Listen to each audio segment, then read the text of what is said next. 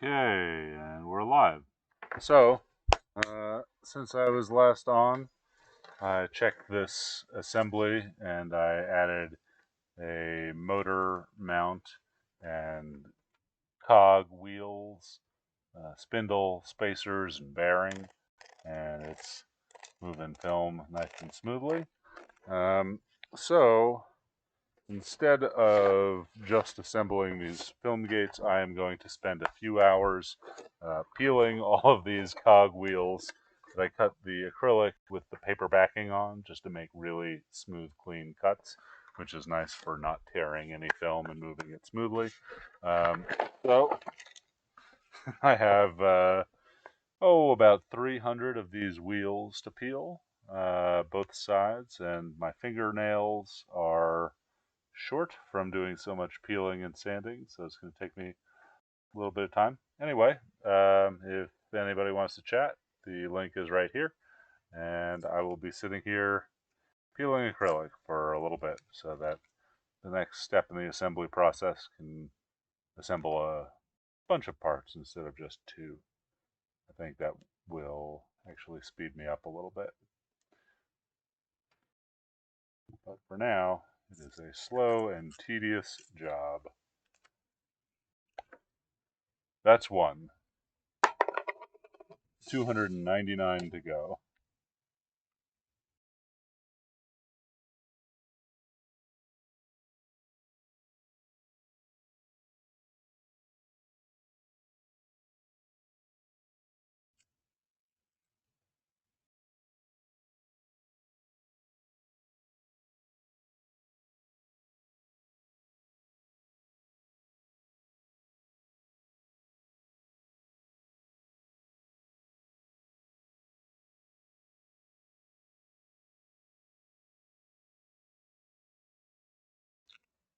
Should have grown my nails out for this. That's 298 cogs to peel. 298 cogs. Peel one more. Take a little while, and then you peel a lot more.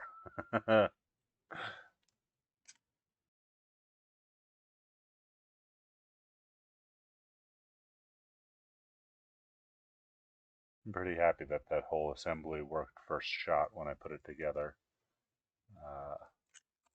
Assuming the next 100 or so will also work first shot.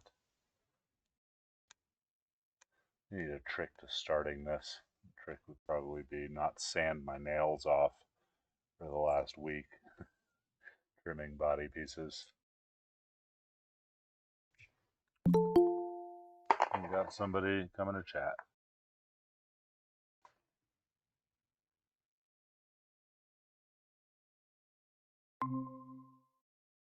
Oh, we got Matthew Joseph and Eric Bailey's. How you guys doing? Yo, oh. Yo. Hey. I wonder if I can switch the... Oh, you can. Hey, no one wants to look at my face. Let's see. Oh, we're doing some Legos here. You can look at Lego instead. It's slightly more exciting than just peeling these things. Hey, Eric, how are you doing? Do you know Matt? Probably not. I don't think we've encountered each other. Matt is a photographer. Yeah, Eric does not hang out in the like analog photo nerd world. We know each other from the real world, but is like a real photographer as opposed to me. Matt is the webmaster of the Sunny 16 podcast, which is a great photo podcast out of the UK, although Matt is in Australia. And Eric is a commercial photographer in Madison, Wisconsin, where I used to live. And I found him on the street taking big ass wet plates and stalked him for a little bit until we became friends. That's nice. That's a nice story. Yeah. We used to have studios across the street from each other. I was out with my 20 by 24, and you came running across the Capitol lawn. Are you shooting a tintype? Yeah, yeah, basically. But it was like, not only were you shooting a tintype, you were using an ice fishing tent in the most Wisconsin way to have a darkroom on site, which I was like, this guy's cool. Let's find out about this. What sort of tent was it? A 3-person ice shanty.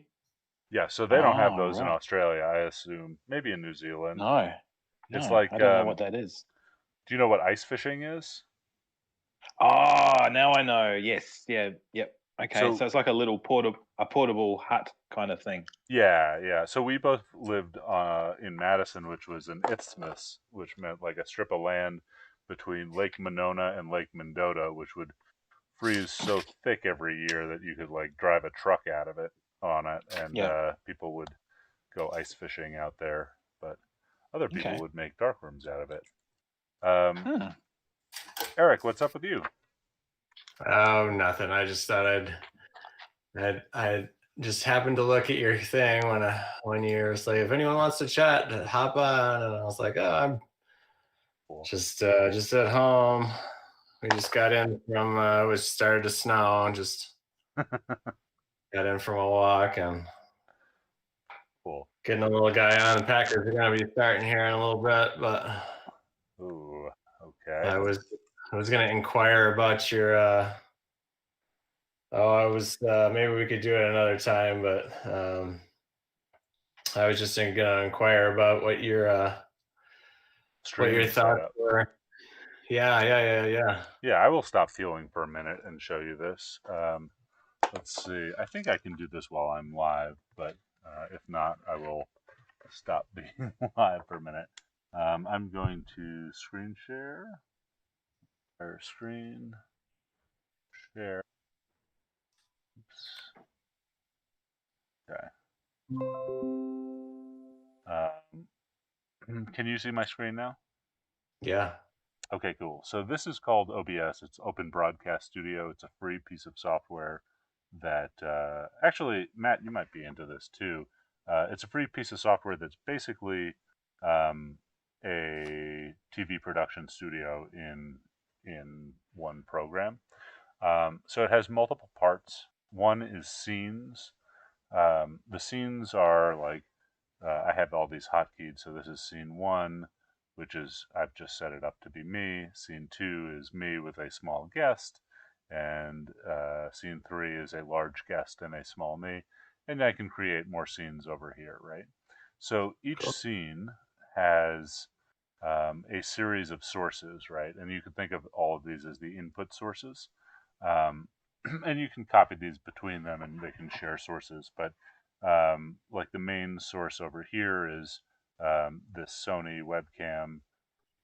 I can switch it to USB video, or I can use my integrated webcam if I want some really poor footage. We could talk about webcam use here. I mean, I feel like Eric, you could use this to some great effect and show people some amazing things instead of just me showing people, you know, how to peel acrylic for 4 hours on end. Anyway, Mm, so I can take this source and I can move it around here. I can resize it, make a sure. small me. I can, color balance and grade it. I can even do like a chroma key knockout if I had a green screen behind me. Um, the other sources in the scene is audio output capture, which is basically everything that goes to my earphones. The output it's capturing. So like when you guys talk to me, it's capturing that through the headphones, and this is the audio monitor over here where I, basically have like a little mixer, and I can. Sorry, I'm using a trackpad while I'm working, and mix up and down. And then the audio input capture I have set to my microphone on this thing, right? So I can mix myself up and down.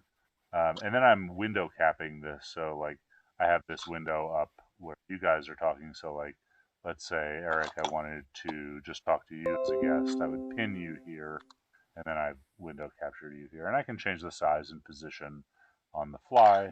And then I can also, for any of these audio or video things, I can adjust some properties, but most importantly, I can add a filter to any of these things.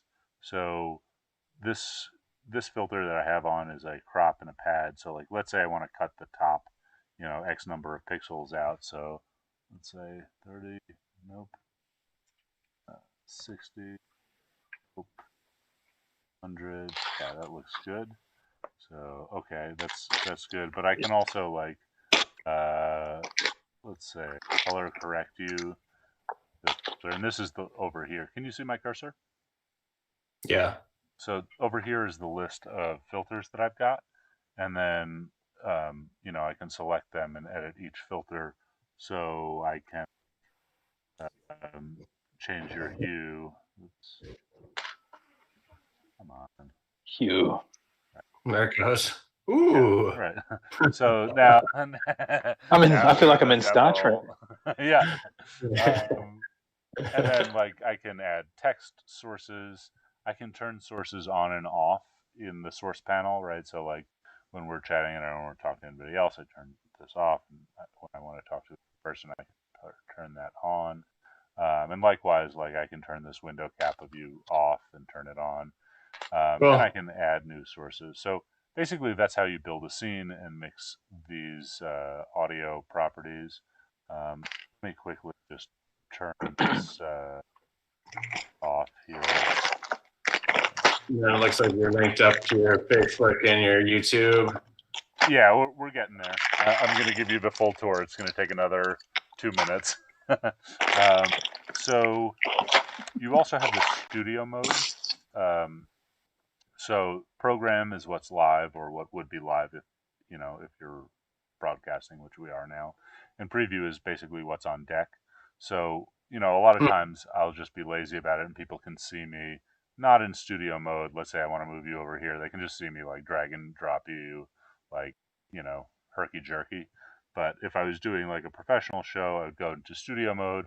I'd move you over here into the on deck, and then I'd hit a transition and it would just fade till this is live. Or I can like queue up a new scene where it's like these guys, and then I hit a transition and make smooth transitions and be able to edit what's on deck.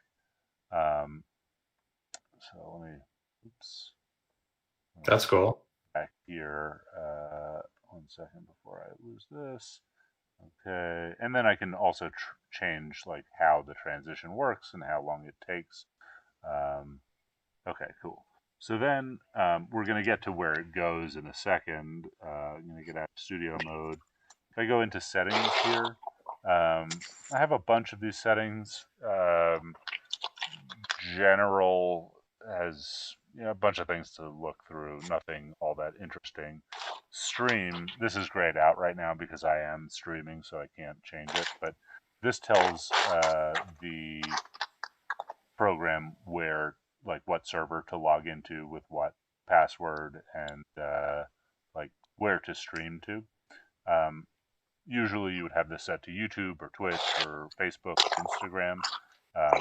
However, I am streaming to the service called restream.io, which then it's like a stream agglomerator. It takes all of my stream and then it broadcasts it simultaneously to Twitch, Facebook, and YouTube. And we'll look at that control later. I can set like video bit rate and some recording path if I want to record locally, and set the same sort of things for audio. And then this one is interesting. So just about anything that you can do back over here in the main window, you can set a custom hotkey to. The only things I have set custom hotkeys to, like I could show and hide any of the sources for any of these scenes, right? So like this is Ethanol Audio 1. I name everything with the hotkey at the end, right? So 1 is the hotkey, and then I made switch to scene number 1. But I could also like show or hide each, like, show or hide myself or show or hide chat me with their hotkey. And it makes it really easy to run the production of a show while you're on the show, right? So you preset Sure. all of this up and then you just hit some hotkeys. Anyway, I just hotkey these scenes. So we'll get out of there. And so, like, now I can hotkey to me here. I can hotkey to all of these guys. Um, anyway, the last little bit of it is because I'm using Restream.io, over here I have where I'm streaming to, which shows the status, which is these are all online, and shows how many people are watching, which is I have 2 viewers right now. And I can Woohoo! turn these on and off so I can stream to 1 or 2 or all of them. If I go over here to, let's see, the Restream dashboard, I can add channels here. I can do it while I'm streaming. Um, let's see, add a channel. Yeah, so I could go to Facebook Live, Twitch, YouTube, LinkedIn, all of these gamer platforms I've never heard of. Uh, Janky TV, Huya, you know, Steam. Yes, is another I've heard of. Anyway, Never. Yeah. you know, I'm already streaming to 3 channels where people don't watch me. I don't need to stream to more, but you might be much more popular in that you do some cool stuff. And then the last part of it is like this chat over here. So nobody has chatted us in this live stream, but this is a agglomerator. So anyone uh, like texting, hey, if anybody's on Twitch or Facebook or YouTube, would you just send me a test chat so I can show Eric here what it looks like in my chat agglomerator? Um, so yeah, it'll show who the person is or like what the user is, uh, what the comment is, and where it came from, whether it's Twitch, Facebook, or YouTube, or any other channel. And then I can type a message out, and it will rebroadcast that message out, test, to all the channels, except it will actually only go to Twitch and YouTube because Facebook's API does not allow incoming texts from Restream. So sometimes if I'm interacting with people on Facebook, either talk to them or you know I will open up a separate browser window over here with Facebook. And for some reason there was an error in the Twitch test, so I can see like that this did not go through to Twitch and it did go through to YouTube, but the second one went through to both Twitch and YouTube. Oh, and Chris Robertson says yep. And so like you can see over here, like I can see the user, I can see that it's coming from YouTube, and I can see what the thing is and the timestamp. So that's pretty useful for interacting with people. And that's basically it. It's kind of like an old sound mixer that looks like a very complicated system, but it's really just like, you know, one stripe of treble, bass, fade, and then like a bank of many of the same thing. So I mean that's the whole program, and it really allows me to make this horrible make this horrible show that I'm making. Um, but you probably make a good show about whatever you're doing and like lives. I mean, I don't I would, know. I would love to set up like multiple cameras, like one in the studio, one in the dark room, and like just be able to go back and forth and do live performances or interactions and demos and stuff like that. I think I could really get a bunch of people. Yeah, I would go to that. It'd be great. I mean, I've been to your studio in person, and it's amazing. I mean, not your new studio, but your old studio. Yeah, I'm sure yeah, the new one, it's great too. the new one, the new one's nice for sure. So I think another useful thing is like you can have multiple video sources, right? So like just in fact, I'm going to screen share again and show you this.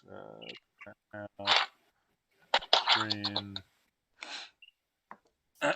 So let's just go to guest main 3, and then I'm going to add a source and add a video capture device and create a new one. And I'm going to use my integrated webcam. And so now, like, you're looking at me on the nice DSLR or mirrorless camera, and then this is just like my crummy webcam, and I can move myself over here, right? And so, like, Yeah. this one could be me, and this one could be like an overhead camera looking at my screen. And so, I've run these with like 2 or 3 screen caps and 2 or 3 cameras running at the same time. So I think like kind of what is interesting for me is like Next week or maybe this week, I'm going to do a lot of soldering, right? So I will set up an old like Canon 5D Mark II in an overhead rostrum, looking down at what I'm soldering, and then I'll put myself in the corner so you can like actually see me, but I'm not the main screen. Um, but yeah, I mean, you can use different sources for different scenes, right? So you could like hit 5 and go to the darkroom cam, or 4 and go to the studio Right. cam. I think it's pretty good. I don't know. Have you used a webcam? Looks pretty standard webcam right now, but have you used an HDMI capture card yet? No, I don't really shoot any video, so it's like, but I mean, I have a Mark II, I have a 5DS, it's Uh-huh. like, Yeah, I I mean, figured given what you do for a living, you've got to have yeah, something I for mean, video I don't making. know if I would use those cameras, or, I'd probably maybe look to get something, maybe, I mean, even just a nice webcam might even be suffice. I don't know, like, Yeah, so I mean, like you understand the difference in what things look like between webcams and like mirrorless cameras. I bought this Sony A5100 for $190 before the pandemic with a lens, and like it is actually the worst stills camera of all time. Not because the pictures are great, but it's like the most maddening interface. You got to go through touch screen menus to change the aperture type of thing. But for video, in terms of like set it and forget it, I'm not like making art video thing. I'm just trying to explain something quickly to somebody. I use it a lot for like engineering things, and I use it as my webcam. Um, the 5D Mark II is great as a webcam, right? It's put out 1080p natively on HDMI. Um, the thing that I like about these Sony mirrorlesses is the like I move my head around and it tracks my face perfectly, and the autofocus is silent, and so like yeah, it's not like I have a friend who uses like a Sony A7S with a 35-1.8 on it, and like he has beautiful bokeh, and like it's like a Rembrandt portrait when he's on. I like to tease him that he's like a cam girl, which is not uh, really what I'm going for, but it's at least like very clear and sharp, and like I never like, worry that something's out of focus. Like if I want to show you this thing, it's gonna focus on that thing. Like it's the algorithm is very good in terms of like not actually thinking about it. right. Um, so, if you have any sort of like modern mirrorless cameras, those are great.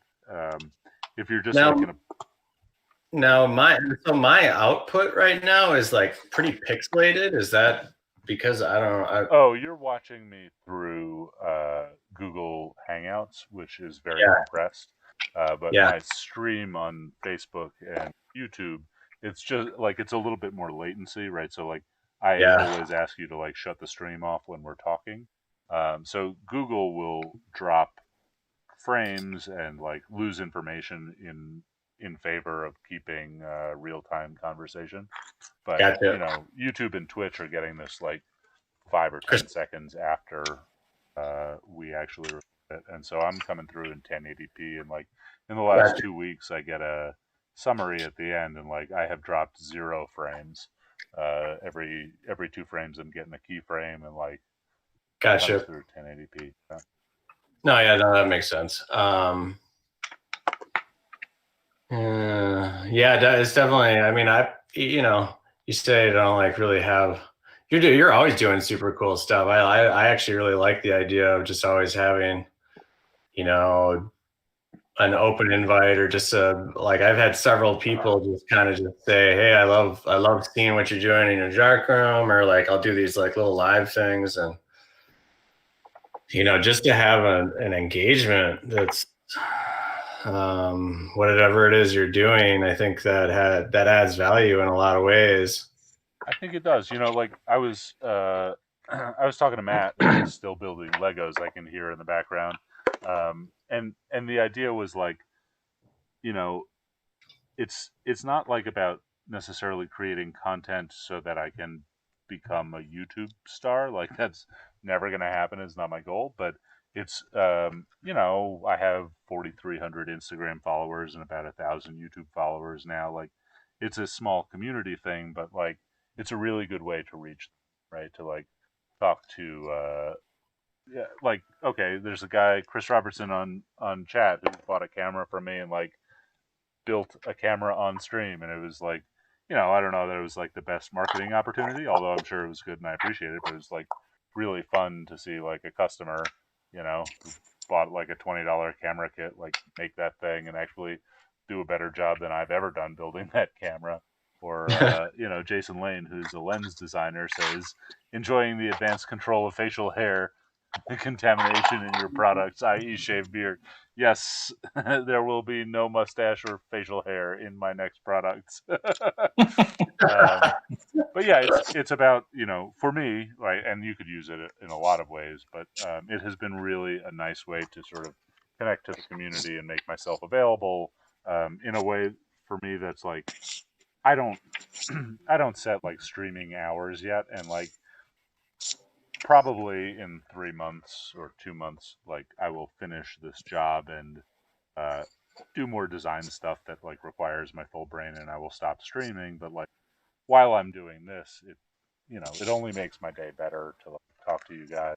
And yeah, I think you probably have a lot of that sort of time, right? You probably have a lot of like very interesting like editing jobs you have to do after a job that you could just like stream yourself in the corner in Lightroom or Photoshop the main screen. That like I bet there's a lot of non-professional photographers who are curious what you're up to.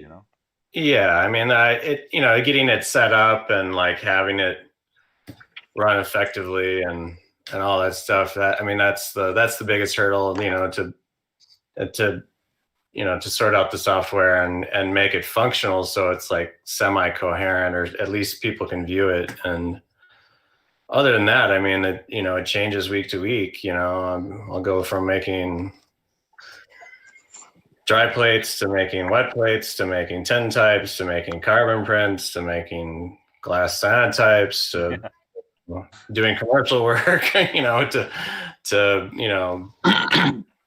having a portrait sitting, or whatever. It's kind of runs in different circles, so to speak. I have like a couple hardware suggestions, and then like where you take it to is going to be way more interesting than where I'm ever going to take this thing to. The first thing, well, I also want to mention that like, so for the Homemade Camera podcast, Graham just sent me a graphics pack. So like, I just have you hanging out here in this window up there with, um, you can see my like Google Chat thing, but like I could drop borders and like bottom bumpers and have animated graphics. I could have a waiting room. Like the Homemade Camera podcast will get some like professional looking graphics of Graham, so I don't know that I will ever bother with it for my channel.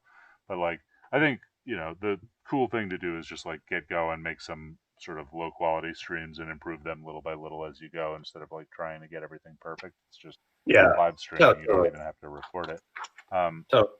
But the hardware stuff is like a good set of like headphones, and so a lot of people really like desktop mics, like a Blue Snowball or some other USB cardioid or shotgun. I think if you're going to be moving around at all or like doing things, even to this amount where I'm at my desk, one of these like gamer mics is maybe not the highest quality, but like ultimately higher quality than a higher quality mic that I'm far away from. Um, the one thing like for you, if you're going to like walk into a dark room, walk into a studio, if you can get a really good set of Bluetooth headphones that have a mic, not with a mic built in, but like I have a pair with a built-in mic, but mic is like in the earphone and the sound is terrible. Um, those are about 70 to $100, but they're super duper nice. And like these are maybe $30 headphones. They're noise canceling, and I think the sound is pretty good. I can only walk about 4 feet away from the computer. But I have a let's see, when I have to walk farther away, I can put up this "Be right back, folks, adjusting printers" graphic. That's one of these days I'll have another camera pointed at the printers, and I'll just have a Bluetooth headset. But not my priority right now. The other thing is I have this thing. It's called an HDMI capture card. Excuse me. And basically, it looks to your computer like a USB webcam, and then you plug any DSLR or mirrorless camera into it through an HDMI cable. The name brand one is like an Elgato, and they're about $150. But I've been buying them on Amazon for $13, and they work every bit as good. Like I've streamed 40 hours in the last week, like nonstop, and it never gets hot. Like it never drops frames. It's totally fine. $13 seems pretty good. It's $13. Yeah, it's the way to go. And I would, you can get a bunch of them. You can even run them through like a reasonably fast USB hub and wire up a bunch of fancier cameras, right? But like probably you'll have a mix of crappy webcams and one or two nice cameras pointed at things, right? So like I think when I am doing my soldering stream, I may break out the 5D Mark II and use that as an overhead cam, but like I got to rig something up and it's big and heavy, and so I might just use this Sony that I'm talking to you on as an overhead cam because it's I could just use it on like a Gorilla Pod bent over a board and then just make the image of myself come out of this webcam that's very low quality, but I'll shrink myself down to the point where it doesn't really matter. Nobody will need to see me; they can just see my hands soldering. Sure. Yeah, a few of those are good, and then probably just as expensive as the $13 capture card is like a HDMI to mini or micro or whatever HDMI annoying standard that your camera puts out, right? Like much like USB, there's many different types and sizes of HDMI ports, and yeah, I mean you just got to find the right cable at the right length. Yeah, and I mean that's basically my whole setup. Sure. I could use more cameras and I could use more Bluetooth headsets so I can move around the shop. But like, to be honest, it's nice to like say we'll be right back and get off camera for a second and shake myself out. But Adjust your nuts. yeah, exactly. Adjust me nuts. Yeah. Yeah. That was good. That was a good impression. I like thanks. It's half Matt Joseph, half Crocodile Dundee. Cool. Well, I might pick your brain once again. I think I'm gonna go watch the Packers. Start getting some things put together, and yeah, I'm gonna go watch the Packers here in someone's garage. And hey, Eric, there's probably very little in this world that I could teach you, but anything you want to know, I am happy to make myself available. And like, I just gave you the quick walkthrough of OBS, but like, if you appreciate it. Download OBS, it's free. Make yourself a Restream account, and like when you're ready, I can't tell you how to get the millions of followers I have. I have 3 watching right now, one on each platform, one on Twitch, one on Facebook, one on YouTube. But I can, walk you through like and troubleshoot things and like set it up. Sure. I'll do. Appreciate it, Ethan. You're welcome. Yeah. You have a good night. All right, you too. See you later. All right. Yeah, see ya. Bye. That was me friend Eric. That was me friend Eric. Yeah. I've been dying to show you this Lego piece. I thought you'd appreciate it. Oh yeah, we got a pneumatic strut. It's I don't know. I call it a piston. Is that what it? A pneumatic strut. Is it? Yeah, I mean, it's like a piston is a general thing, like a gear is a gear, but like that's great. Yeah. How cool actually, is that? I doubt it's pneumatic. I bet it's a spring, but also cool. Yeah, I think there's a spring in there. Yeah, but cool piece of Lego. Yeah, I was. There you go. That's my in my Lego. That's my show and tell. When I was in 3rd grade, I won 3rd place in the science fair by building like a little electric car, which was kind of stupid. Half out of Legos and half out of another electric car that I had, found broken and ripped pieces out of. But I won a chess set. That was my first chess set. In that, I was thinking about Okay. it the other day, watching the Queen's Gambit. Matt, what are you building? The Echo One. Oh, Echo right, One. right. Oh, Ecto awesome. One, the Ghostbusters. Hmm. Got I've just been building the steering. Uh-huh. Does it have rack and pinion steering? It's Oh yeah, totally. yeah. There's a So in third little grade, I used the rack and pinion Lego steering in my car. yeah. I've never done. This is the most technical thing I've ever built. I mean, it's only the third thing I've ever built. As an adult out of Lego, but Uh-huh. yeah. Hey, Jason says he'll hop on and shoot the shit since he's building holders. Yeah, that's cool. Come on, we'll build Legos and scanners and holders. Welcome to Ethan's Makerspace Virtual. Adjust your nuts before you get on. Yeah. That's great. Funny. But it's weird. Like this is for they released this Lego for the new film, not the one with the ladies, but the one that was supposed to come out this year. Uh-huh. But the film's not out, but the Lego's out. So cool. I The was looking Legos through seem better than the film, probably. Yeah. Well, I was looking at the book, the instruction book, and I think there's some movie spoilers in there, so I quickly skipped over that. I'm like, there's a trap with wheels on it.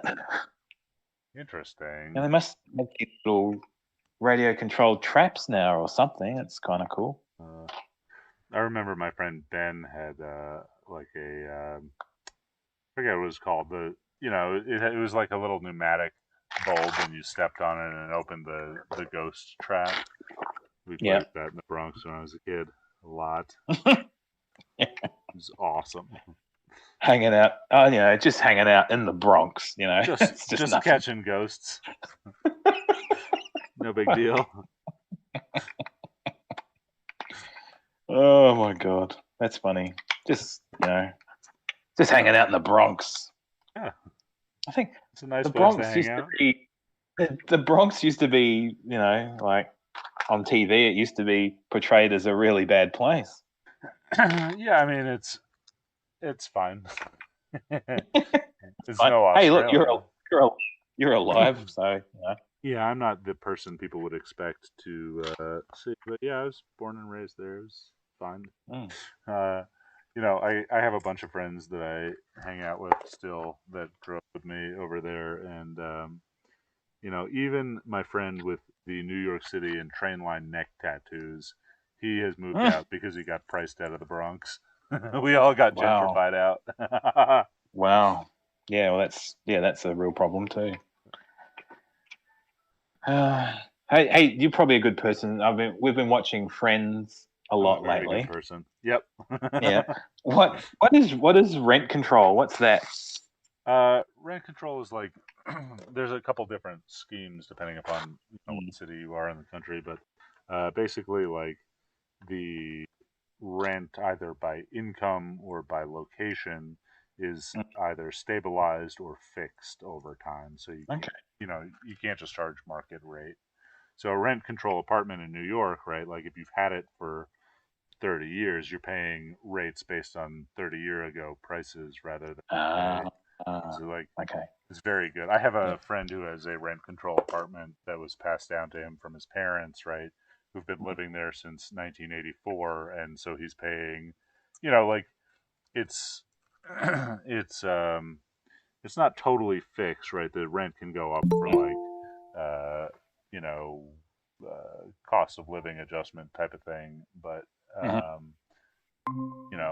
he's paying like a wildly cheap rate for what he's getting, and such he can never leave that apartment. Hey, Jason. Hey, Ethan. Merry Christmas. Merry Christmas. What you building? I'm building right now. I'm working on assembling some 8x10 chromographical holders. These are actually some reworks from the factory. Hey Matt, do you know Jason? You guys? I don't. We've never met, but I know of his work. I'm sorry. This is You build the wet plate backs or something like that. Is that correct? dry plate backs or Dry. plate Sorry, and wet it's plate. all Dry plate. wet, dry.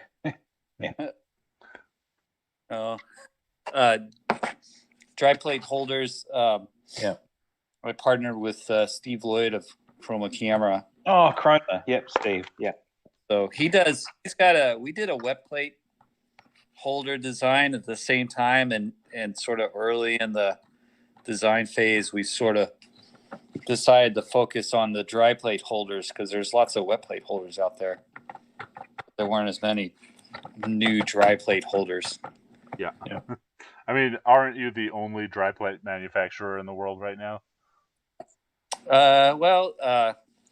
Probably at this.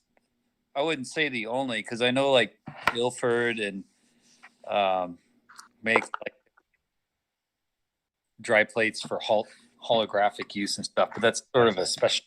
Yeah. Making them for like the photography community for sure, and all the weird sizes that people shoot. Sure. So I did a couple weeks ago. I tried to tally up how many dry plates. No, it was like last week, because last week I passed my 3rd year anniversary of selling these things. Mm-hmm.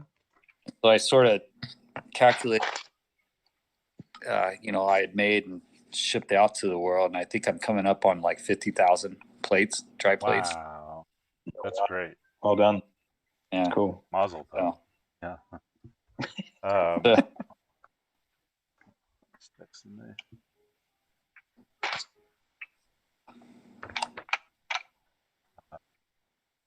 But yeah, so right now I'm gluing the light trap. It's a springy thingy, and then it's got a piece of cloth that I cut on. Hey, what's that cloth? That you can probably maybe see in the background. So on my self-developing holder, I had some, like a spring and a piece of acrylic that's pushed by the spring, and a piece of like, not real felt, but like acrylic felt that could get wet. Yeah. But I did not like that cloth very much.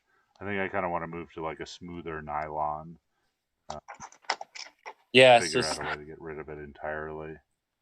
So for the ones that it's tricky. It's a little tricky to get it right, because you want to have like you can't use something that will just contact the opposite wall along the line, because over time that'll warp and stuff, and it'll end up, you'll get light leaks and stuff. So you sort of want contact across the lane. So anything that's sort of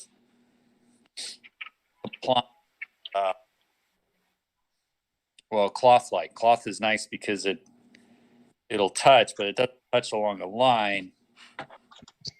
All the fibers sort of smush out the surface. Yeah.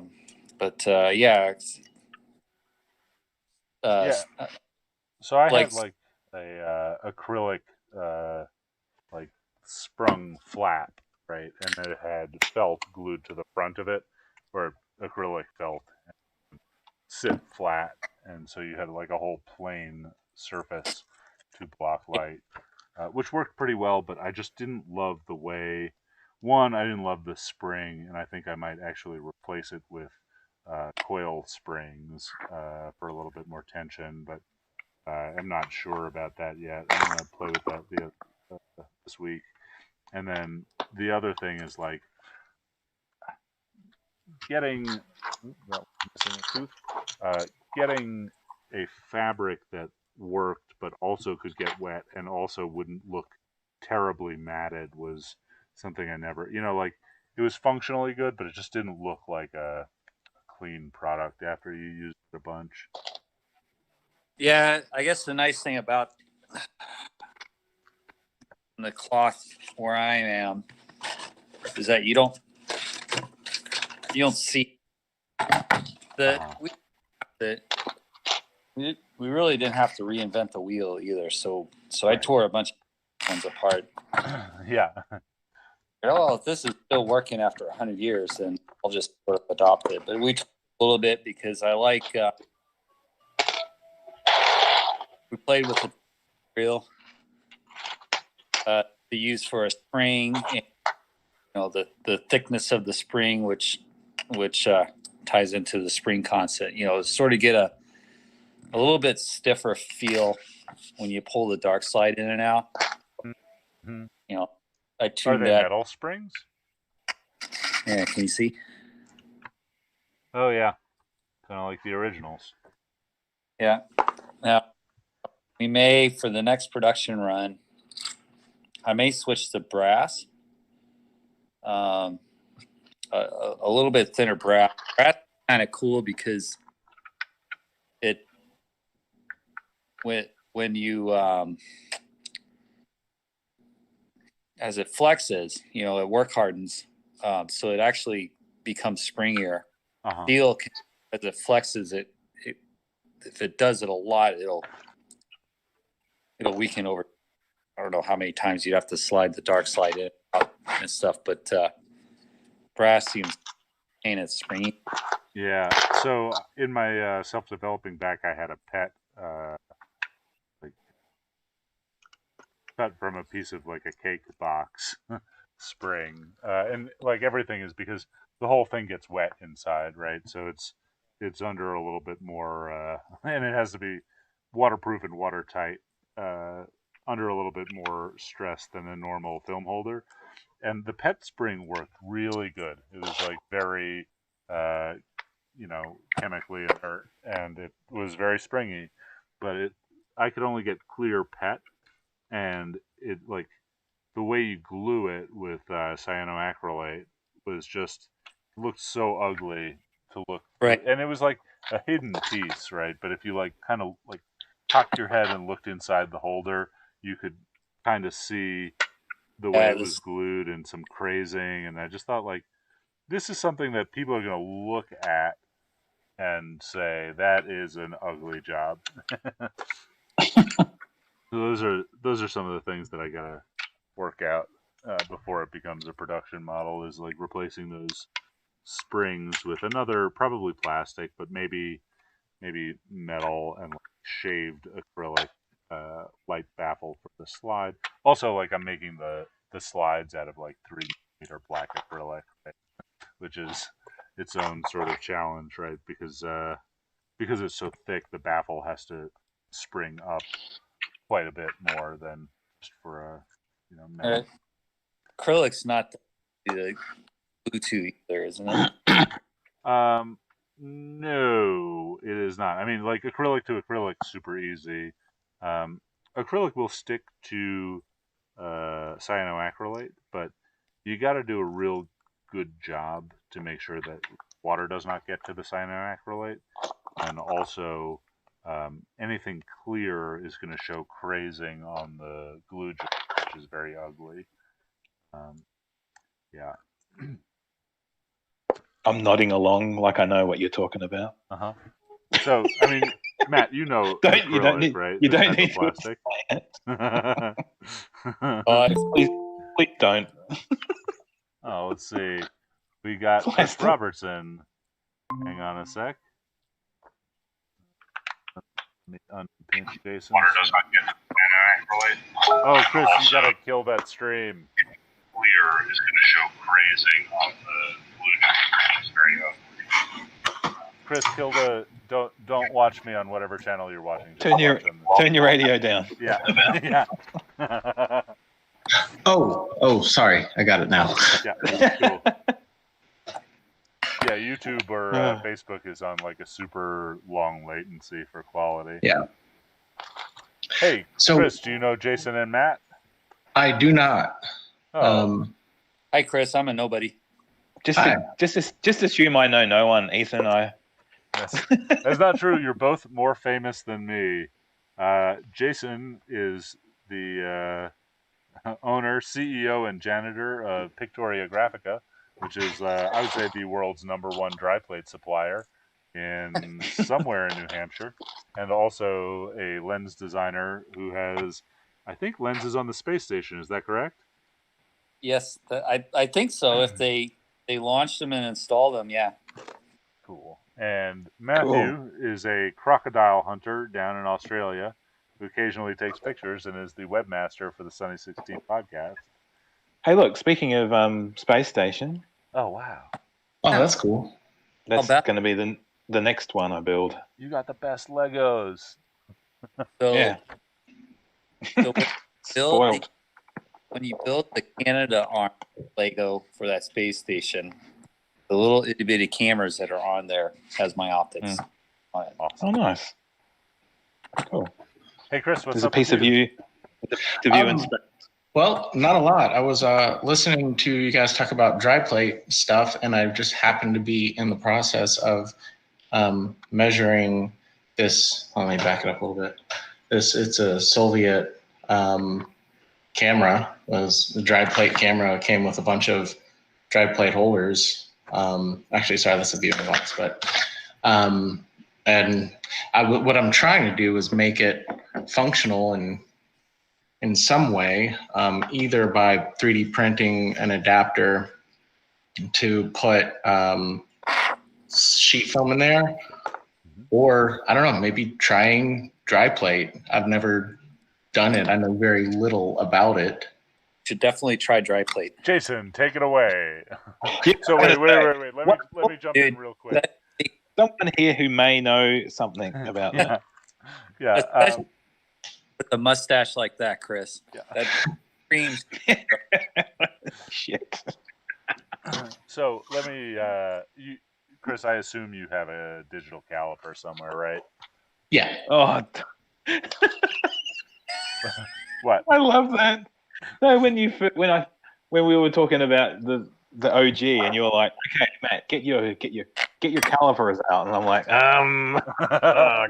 Yeah. So, I got a ruler that's metal. How about that? To be fair, I know that Chris is an engineer. Okay, all right. Okay, let's assume he's got digital calipers then. Yeah. All right. Yeah. I'm okay with that. So, Mike a piece of film and Mike the dry plates that came with it. Subtract the difference, and there's your shim. But also, dry plates are super cool. And Jason, take it away.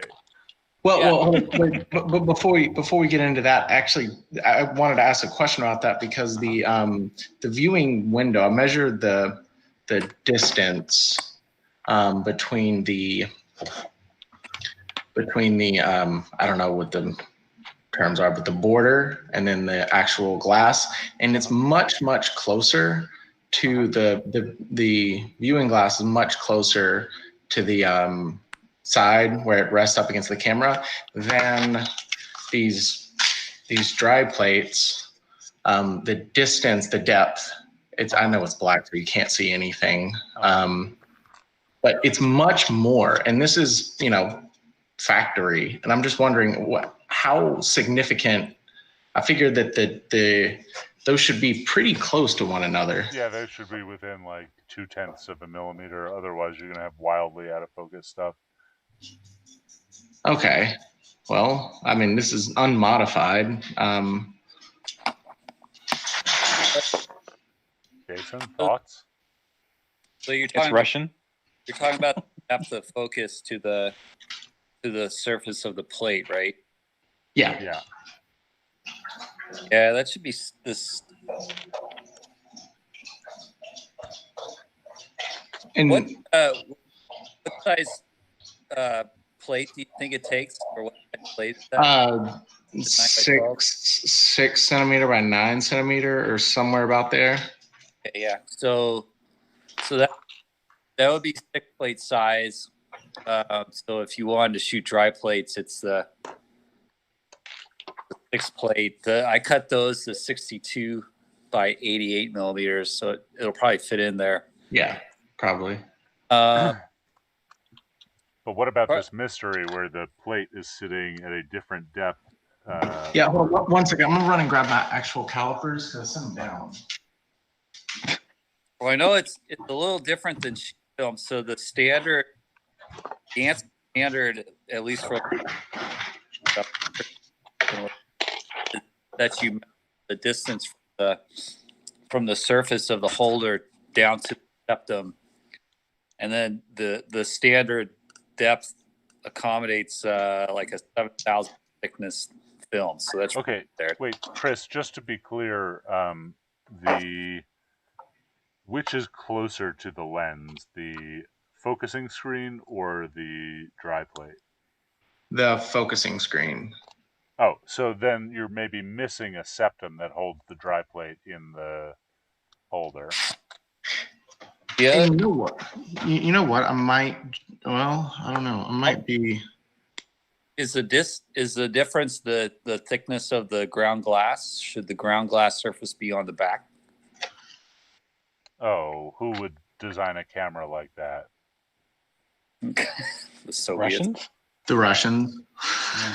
That's so fucked. You know, I wish this webcam were a little better because it's really hard to see. You know, because it's black.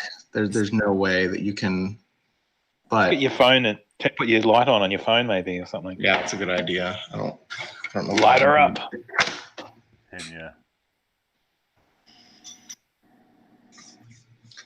Camera. Okay, so here's the shape. Let me see if I can get a good angle on it. So here's one of the plate holders, and Yeah. I really don't know if you can see that at all. Yeah, I can see. Yeah, we can see. All right. Yeah, the distance from this higher ridge, so it's folded sheet metal, so that's got a higher ridge on the outside than the rest of it, like around here at the top. That sits up against. Well, shit, I should point the light at the. Yeah. Uh-huh. It's similar to like 9x12 cameras that came out of Germany, where you've got the metal holder. I just wonder if I have one. Jeez. Chris, But I of don't- all of the people in the United States, you probably just got the right guy to answer this question. Yeah. I mean, I thought so. I wasn't gonna call in. I was just check and see what was going on, but I actually happen to be working on this right now. I mean, no, I don't have one, but I know what you're talking about.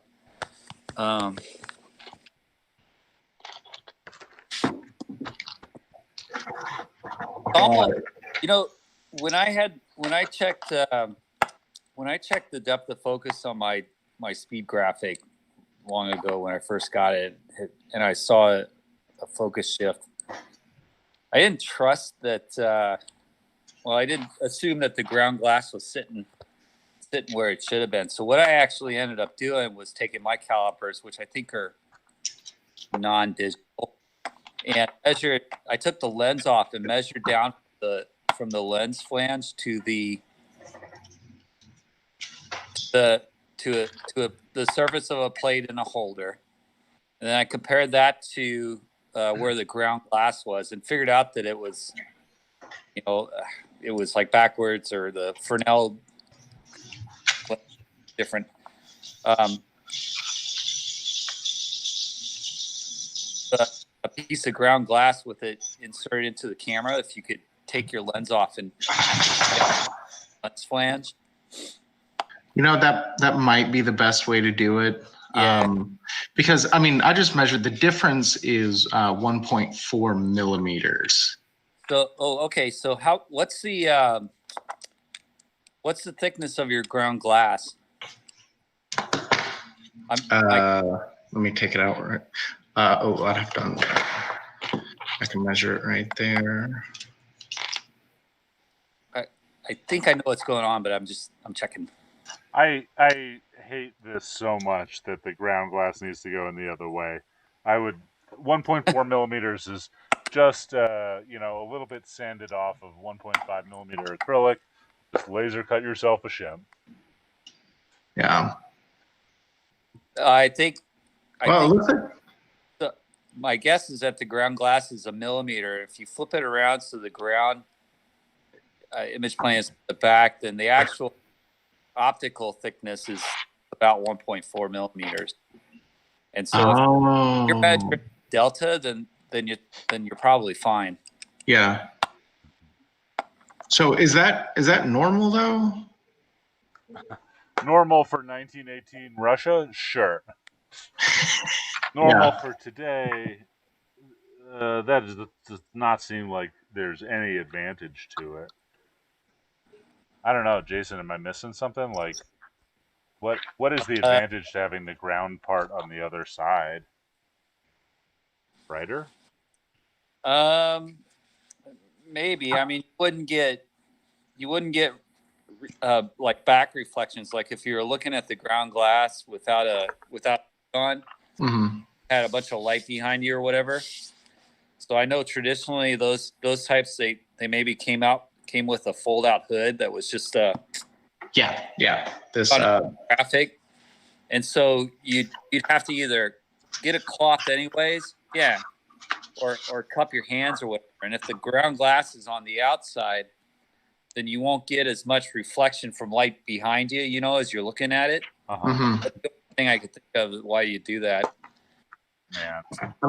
I figured like the light refracting through the glass, even that short distance, would mess up something. I don't know what, but it changes the depth.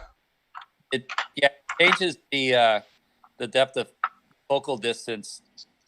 And I can nerd out and say it's as a function of the index refraction of the glass.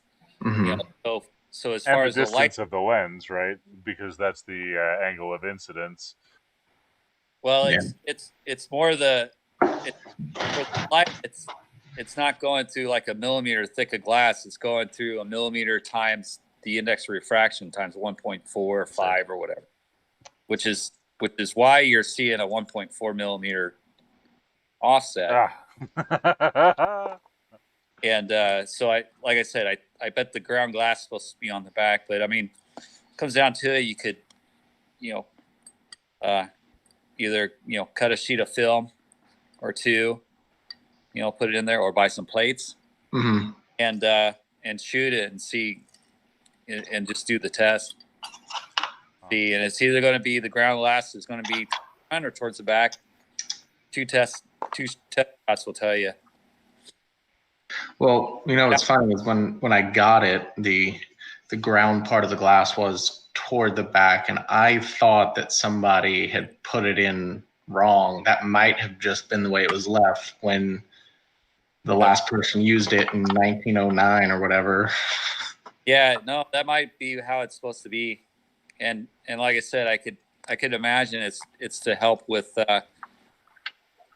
glint or reflections from bright lights behind you. Back if in you're mother country, we couldn't afford dark cloths over our head. We needed to use them as jackets. Yeah. Wild. Right. I don't know what they were thinking. Well, but, I think we have solved that mystery, and by we I mean Jason Lane. Yeah. I'm actually really glad I called in now. If you've got a mic, drop it. Convert optic to dry plane. Help to solve Chris's problem. Yeah, Jason, by the way, speaking of dropping mics, your mic is terrible, or your internet connection is terrible. I know. That's intentional after you were talking about fancy mics and shit. I'm just talking through my iPhone. Uh-huh. Oh, I've got the heater going in the back. Hold on. Yeah, I can hear it sometimes. It's the boiler. Yeah. You got to work on your live stream and setup, buddy. I refuse. Yeah, that's fine. That's fine too. We can still talk. So, yeah. So, anybody know where I can buy some dry plates? Take it away, Jason. You can go to pictoriographica.com. Spell that out. Oh Jesus. P-I. Put it in. Drop it in the chat. Oh, drop it in the chat. How do you do that? There's the little. There'll be a little thing somewhere. Little things. All messages. Yeah. Okay. There you go. So go here. First of all, there's a lot of good info on shooting dry plates. And then there's the online shop. And you want to look for 6-plate. Okay. There, I just sent it to the in-call messages, so hopefully you saw that. Yep, I saw it come through. Yep. There you go. And 6-plate is that size is actually more popular than you would think. I had to get I get stock size glass or pre-cut glass for all the most common sizes like 4x5 and 8x10 and stuff. And I Yeah. had to start getting it for 6-plate too, just because people are ordering it so much. So, question, I haven't started developing film yet. I'm assuming that people that buy dry plates are developing their own dry plates. Yeah. So there's developing instructions on the box and some tips and stuff. If you didn't want to develop them, I don't know. You could get a hold of me. I could probably develop them for you, just as a starter. But they're pretty easy to develop. It's easier than film actually because you can set up if you have a darkroom type setup where you can turn on a safe light, you can develop them under the safe light, sort of like developing photo paper. Yeah. You just have to be careful of your light levels. So. Okay.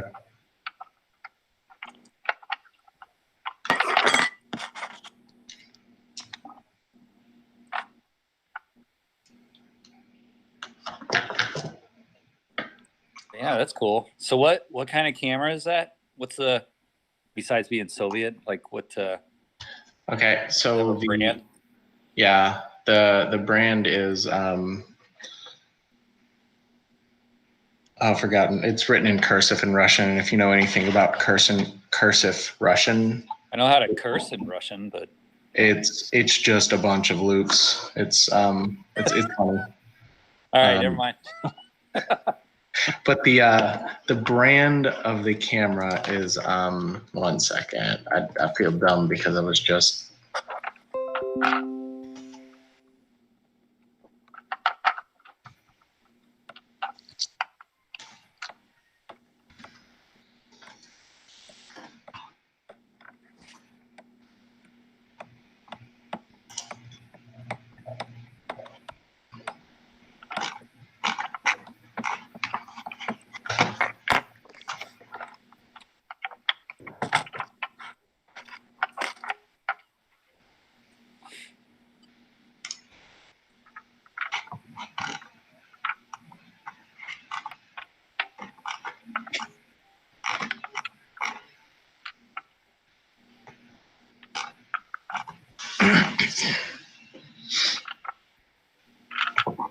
why doesn't it show it? I like how you put your camera on. Yeah.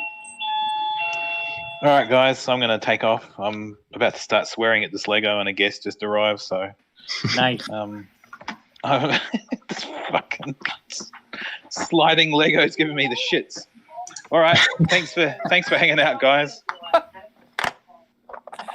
Bye. All right, Matthew, nice meeting you. Yeah, nice to talk to you too. Bye.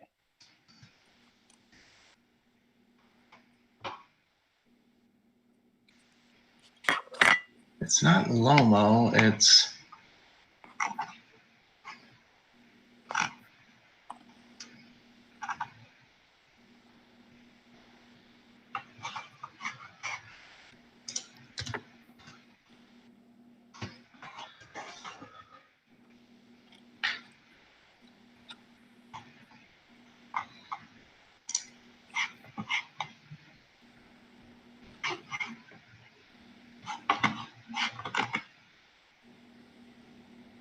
I don't even know what companies were around back then in Russia. The camera companies, because that 1910, that's pre-revolution. So they wouldn't have set up a commune yet. yeah. No, I mean, when I said 19, I was exaggerating a little bit. It is pre-war though. Yeah. Oh, okay.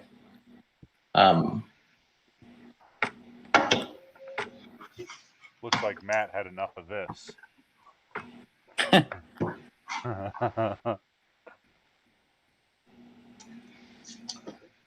He said something about his Legos were giving him the shits or something and had to leave. Oh, and he had a guest. I see.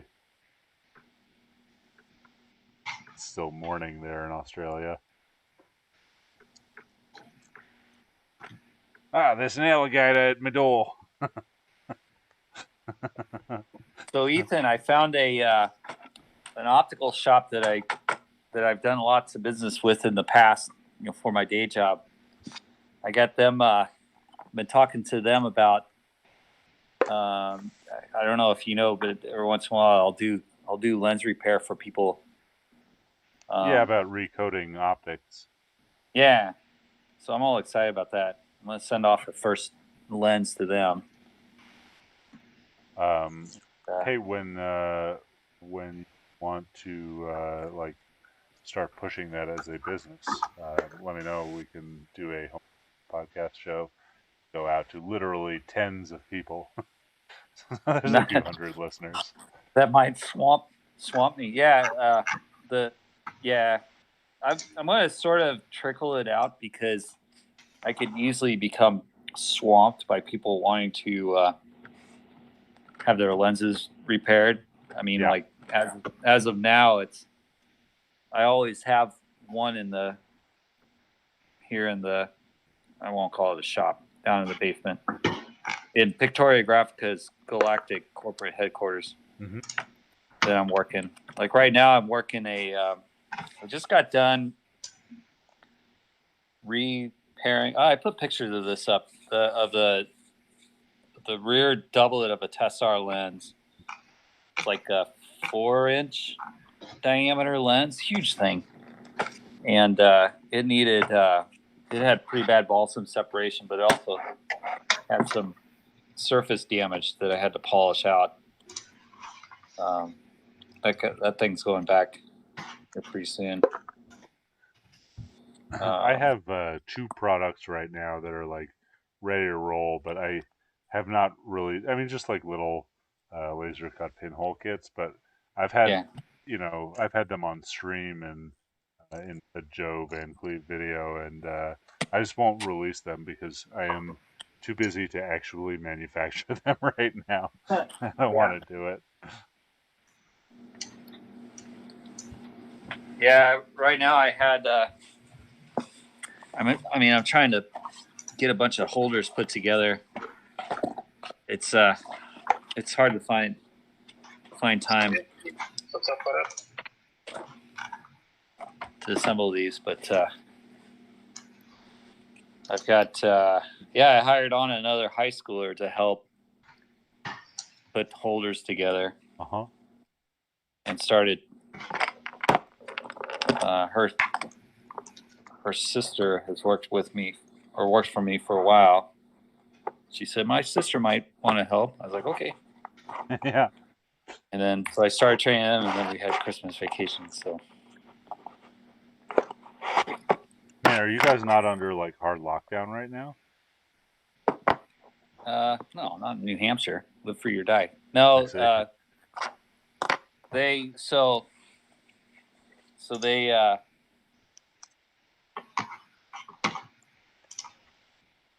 when they're working down here in the basement, they're kind of separated. Like the coder has a coding room.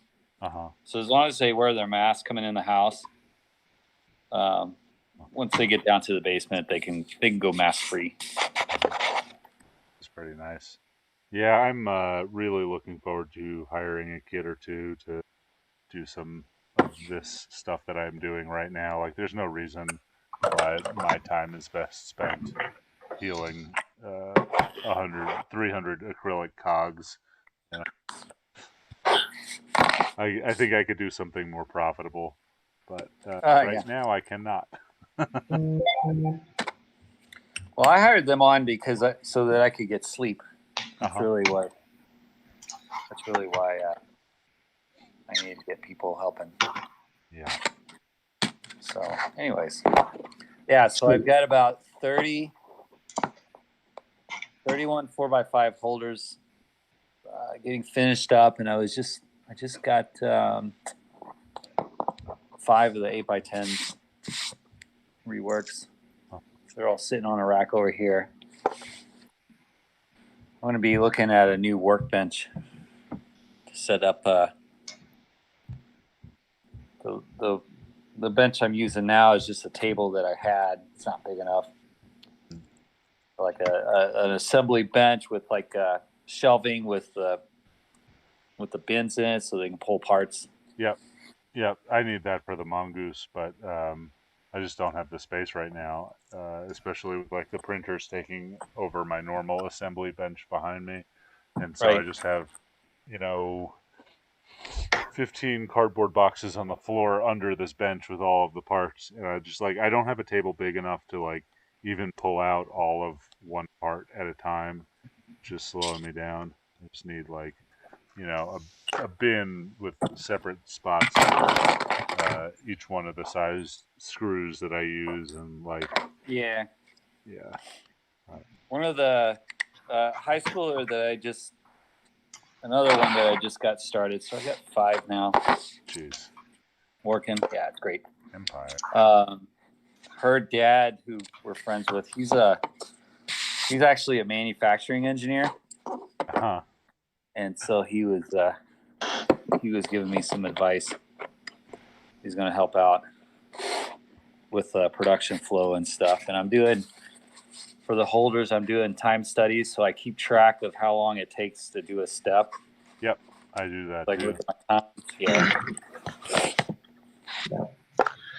So that camera, I finally found it. I put it in the chat.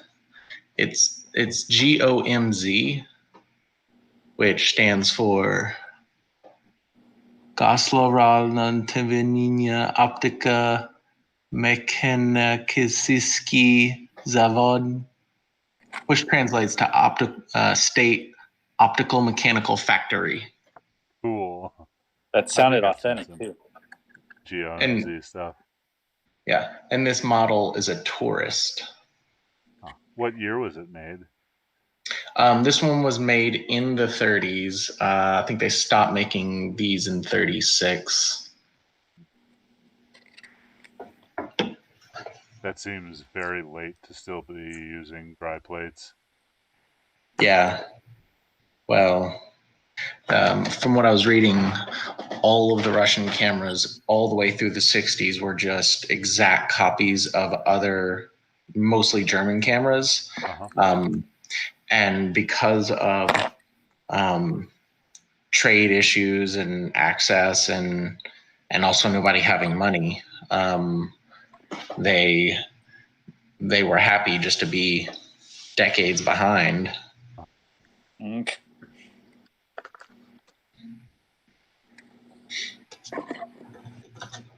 I don't know.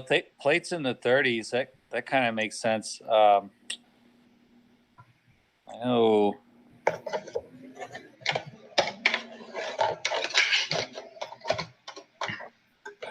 I know that was. I mean, here in the States, Kodak made dry plates for photographic use into the 50s at least. Really? Cool. For astronomical use, they made them into the 90s. Huh. Like for doing astrometry, which is measuring distances between the stars. You take a picture onto a plate, and then you make measurements of the deltas between the star positions and track that over time. You can see how stars move and stuff. So why did you need plates for that? So They don't stretch or warp. yeah, exactly. So you couldn't use sheet film for it because you couldn't get a large piece of sheet film. I'm talking, at least 16 by 20, 20 by 24 inch plates. Yeah. For the large image circles of the professional telescopes. So like film, you couldn't guarantee that it would sit flat like that. So they used dry plates for that up until the 90s when they swapped them out for digital cameras. Yeah, I got a friend here who's he cannot tell me exactly what he's doing, but he builds astrometry rigs here for Sandia. Yeah, I don't think cool. they're tracking stars though. If I had to put my money somewhere, Probably not.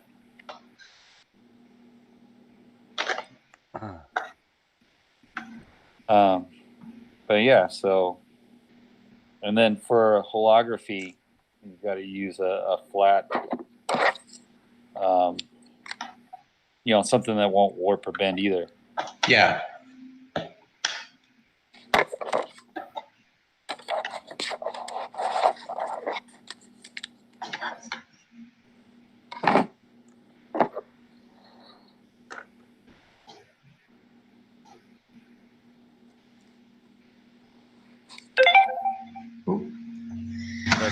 that's going to be the next craze in the analog world is analog holography.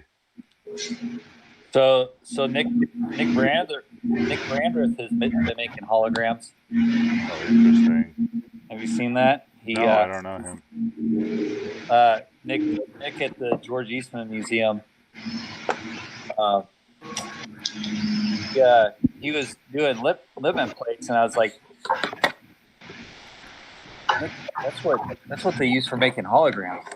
And are they making holograms that's like a laser interferometry technique, right? Yeah, so you capture not just the brightness levels like regular photography, but you also capture phase information. You guys are engineers, so. Well, I'm not an engineer technically. I just play one on YouTube, Jason. Well, there you go. But I went to YouTube University for engineering. I got an A. I did the same thing. I learned so much more from the internet than I did in school. Yes. I dropped out of college. I originally went for a very fancy physics degree, and I got involved in like chasing girls and beer, and it was very, very hard for me. And there were some like mathematical concepts that I couldn't grasp, like really, really stupid things like partial derivatives, and I thought like, oh, this is impossible. And I dropped out of school to become a photographer, and that was a terrible couple of years of my life. And so I went back, and then I hit again partial derivatives. And as it turns out, I just hadn't taken the right prereq math classes. But I had one friend who explained to me how to take a partial derivative in like a minute, without any paper, just like having a conversation. I was like, okay, cool. And then the other one was Lagrangian scalar. Like that concept vexed me to no end before I left school, and I was like, how am I ever going to figure this out? And I didn't happen to have a friend who knew what that was. But Wikipedia had just blown up, when I went back to school and I searched Lagrangian scaling on Wikipedia, and they explained it in like 3 ways with diagrams. And like 10 minutes later, I was like, okay, cool. Like, Well, what I tend to find it difficult about Wikipedia, especially with technical stuff, is they spell out everything right there. But I mean, if there's any engineering concept that I've forgotten and need a refresher on, and I go to Wikipedia, it's no help to me. It's it I think they just lay out the information without any context, or I need a Often. YouTube person to Right, so- explain it to me. So I've found Wikipedia for engineering and physics is often tough. Like I was reading a little bit into quantum entanglement the other day, Mhm. and like it assumes that you know a lot of things. And like, granted, had I wanted to take a full day and figure this thing out, like I could have, clicked all the backlinks for all of the concepts Yeah. that they mention.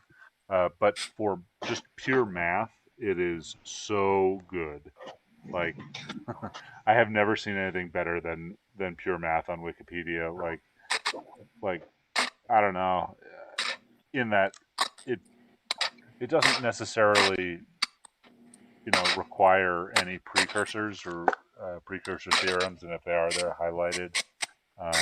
Occasionally I have to go back to like some real basic YouTube things, like for E&M, just because I haven't used it. Like, I got microcontrollers now. I don't need to know about analog electronics, but once in a Right. while I do for like a sensor or something, and I have to watch like a school video on YouTube, which is very good. But all of the math stuff on Wikipedia has been really, really helpful. I don't think I could have graduated college without it.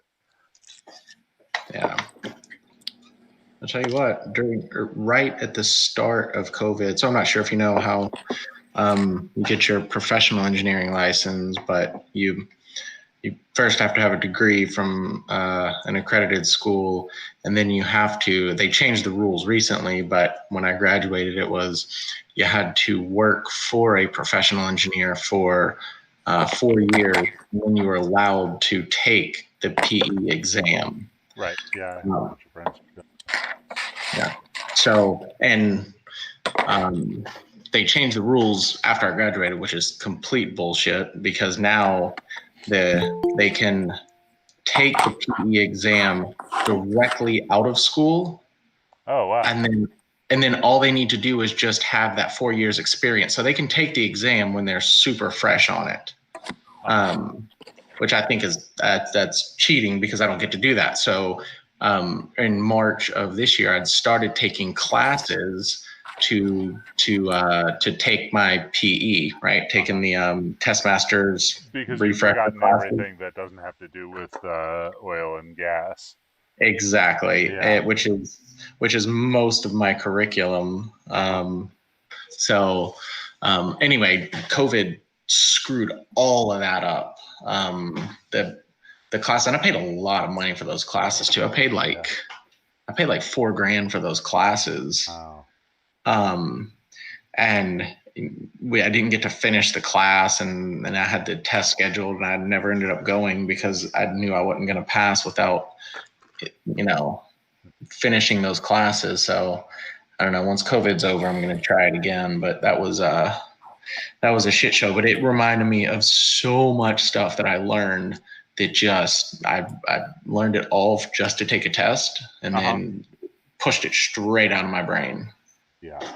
I find like I wind up lacking a lot of things. So like I want to build a project, and then I have to relearn or learn for the first time engineering concepts around that project. Usually for me these days, those are programming techniques or languages. But if I need to build, I don't know, a rotary position densitometer, like I will learn everything around that, and I will learn how to write the Python program that does whatever I'm doing, right? But then, like, I miss a lot of the fundamental basics, like it was only recently that I realized how to like do debug outputs that you could turn on and off in a whole program rather than just like having serial print statements throughout. And things like Yeah. that you would learn, Yeah. first week of an engineering class. But because I never took them and figured out everything kind of on my own, there's some like real gaps between a real engineer and Ethan. I don't know. Hey, Jason, are you a PE? I assume you are. No, screw that. I started making money. Good. I didn't need to. I looked at being a PE, getting a PE, but I don't really need it, honestly. My resume is I got hired by the Navy out of college. They didn't really care about that, and it doesn't really help you, Uh-huh. as a govy. And then by the time I moved to the private sector, I had a good enough resume that it wouldn't help. Uh-huh. I mean, Well, for us, in the portion of oil and gas that I'm working in, yeah. hasn't required PE stamps, but in the very near future, they're going to require certain schematics and drawings to be PE stamped. So even though I could continue to do my job, I feel like I could be more useful if I could PE stamp them instead of having to go find a PE. Sure. What is your degree in, Chris? Mechanical. Mechanical. Yeah. I have a friend who's a double E, and he's in the oil and gas industry, and he needs his PE as well. In optics, I don't know. I don't think No I've bridge is ever going seen to fall down if you design a lens wrong, right? Yeah. I don't think Right. that there's I feel totally fine engineering somebody a alarm system, but I'm never going to build a bridge. Yeah. Well, like a PE degree, like you said, Chris, it's a degree and 4 years under a journeyman. That's in optics. You're only getting started after that.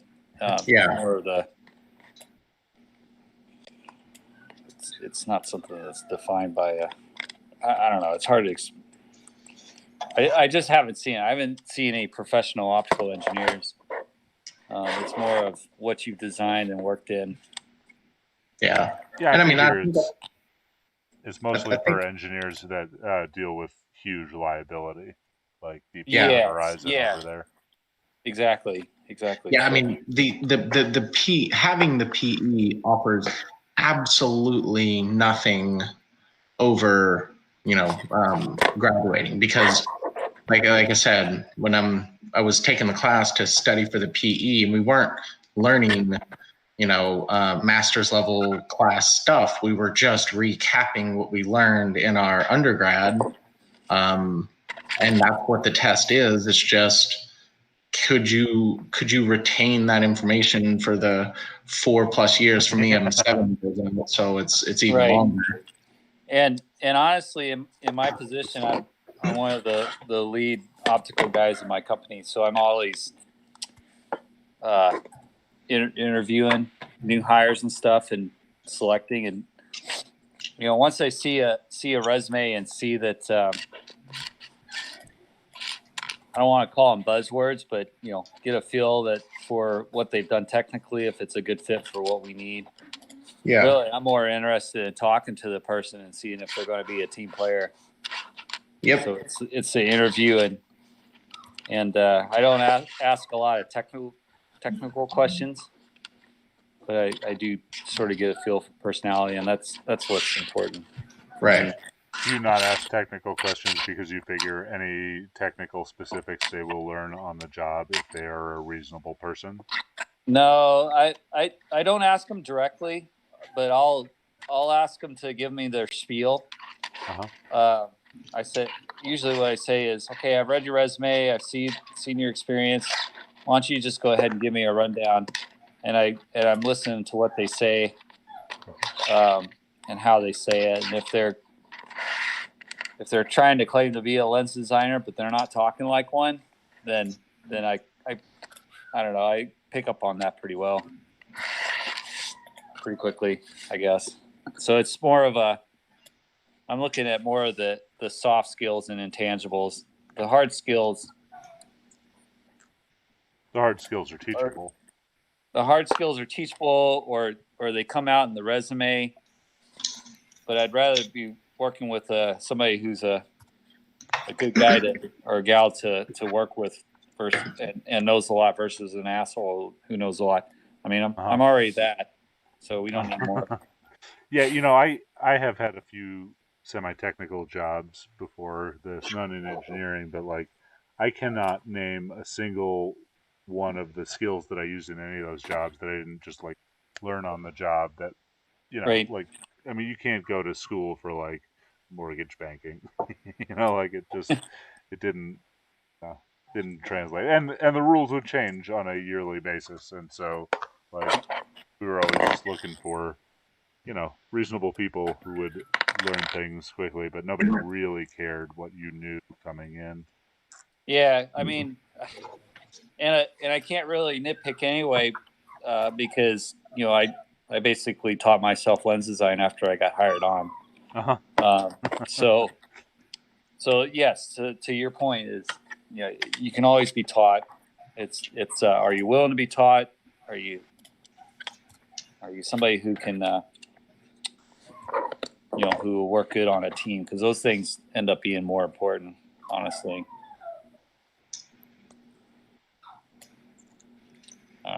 Yeah, you know what's funny is I've heard that from several of the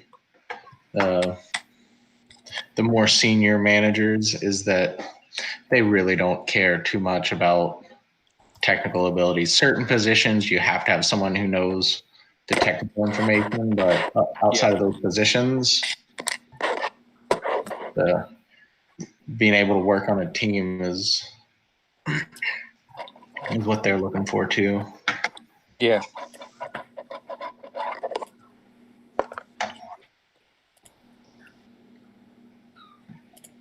Hey, Gerson. How you doing? Hey, You know Chris and Jason? vaguely.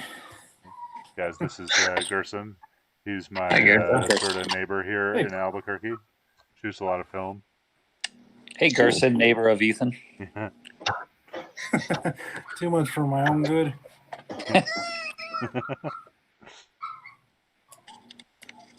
Ethan, where you guys live? Albuquerque, New Albuquerque? Mexico.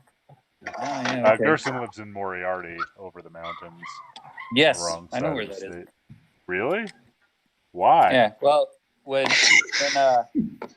I worked for the Navy out in California, I-40 was the way I'd drive home to visit folks. Yeah. Okay. So Moriarty, Albuquerque, Tucumcari, stop in. Yeah, all good gas stops. Yeah. I mean, Gerson lives in like the last town before you just hit 260 miles of plains to Nothing. Amarillo. Yeah. Oh, Yeah. there's Santa Rosa, but that's barely anything. Yeah. Yeah, I never stopped in Santa Rosa. Yeah, you not go to worth the it. Blue Hole for a minute, see people diving, and I'm like, okay. It's like that was nice, and then keep driving. Yeah, pretty much.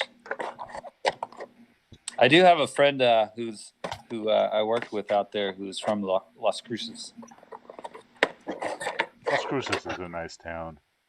I've never actually been. I've What? driven through it. You've never been to Las Cruces? I've driven through it in the middle of the night, so I'm not counting that. Oh man, it's so good.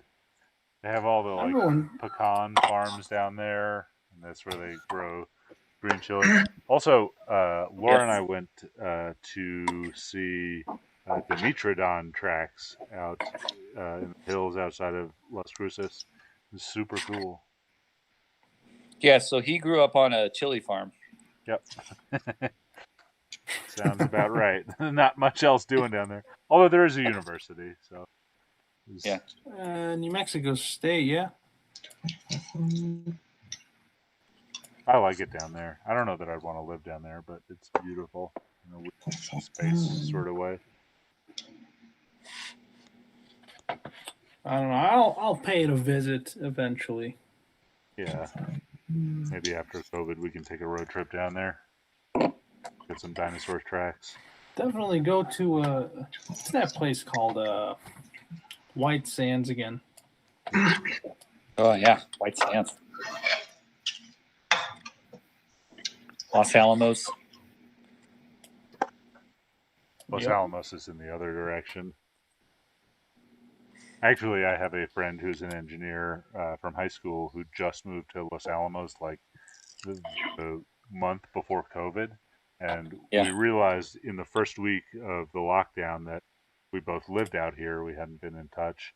And we've been planning a barbecue, but he's, I don't know, he's like an industrial process engineer working on Yeah. like making sure Los Alamos doesn't leak the nukes into us. So he's been kind of busy. I haven't seen him in anything but FaceTime in the last 9 months, but one of these days we get to go up. That's cool.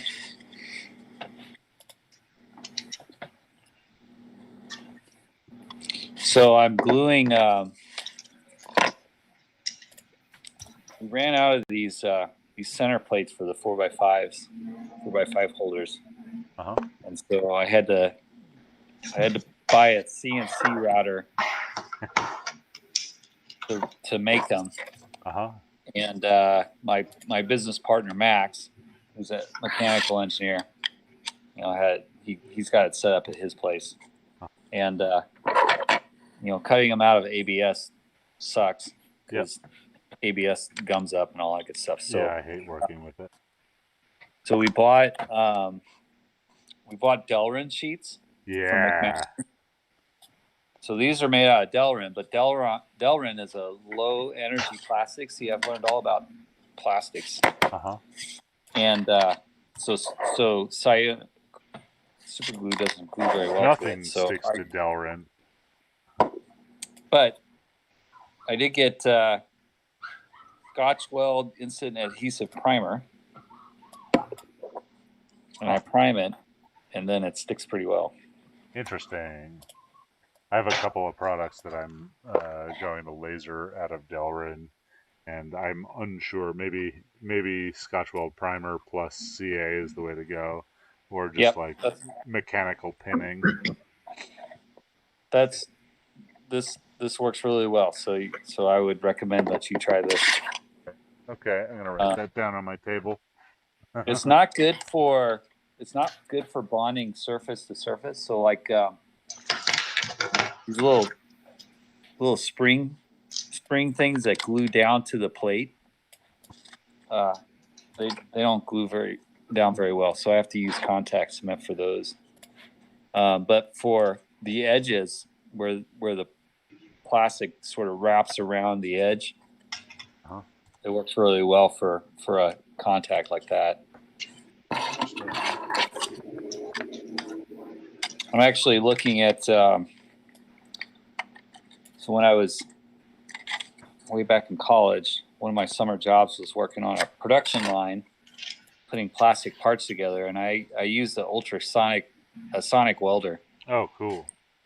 And so I've been thinking about getting that for gluing surface to surface. How does that work? So it's basically a high frequency. Sure. No, but like, how does the application of it work? Like, if you have two sheets to bond together, do you have a wand? Is it?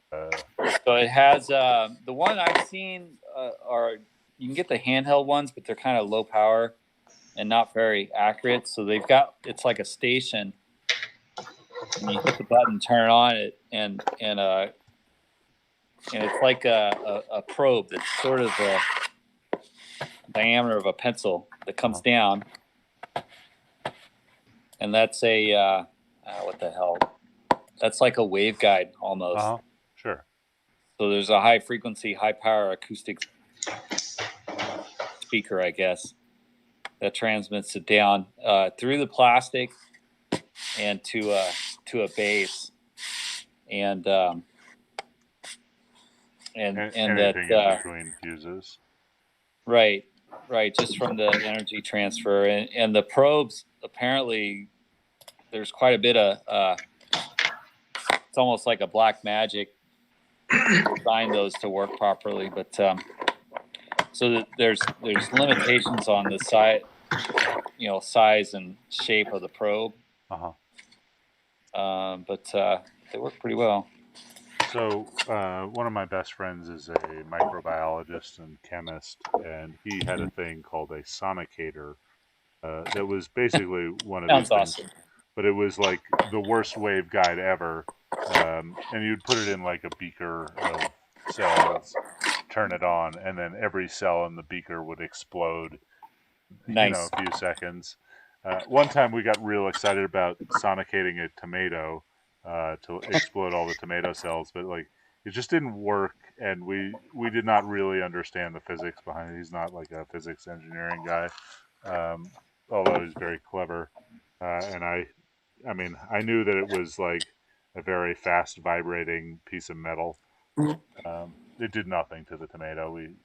Like it didn't propagate through like it would have in a slurry of It's cells. like certain materials will dampen out the sound and reduce the efficiency. Yeah, the tomato I think was too jiggly.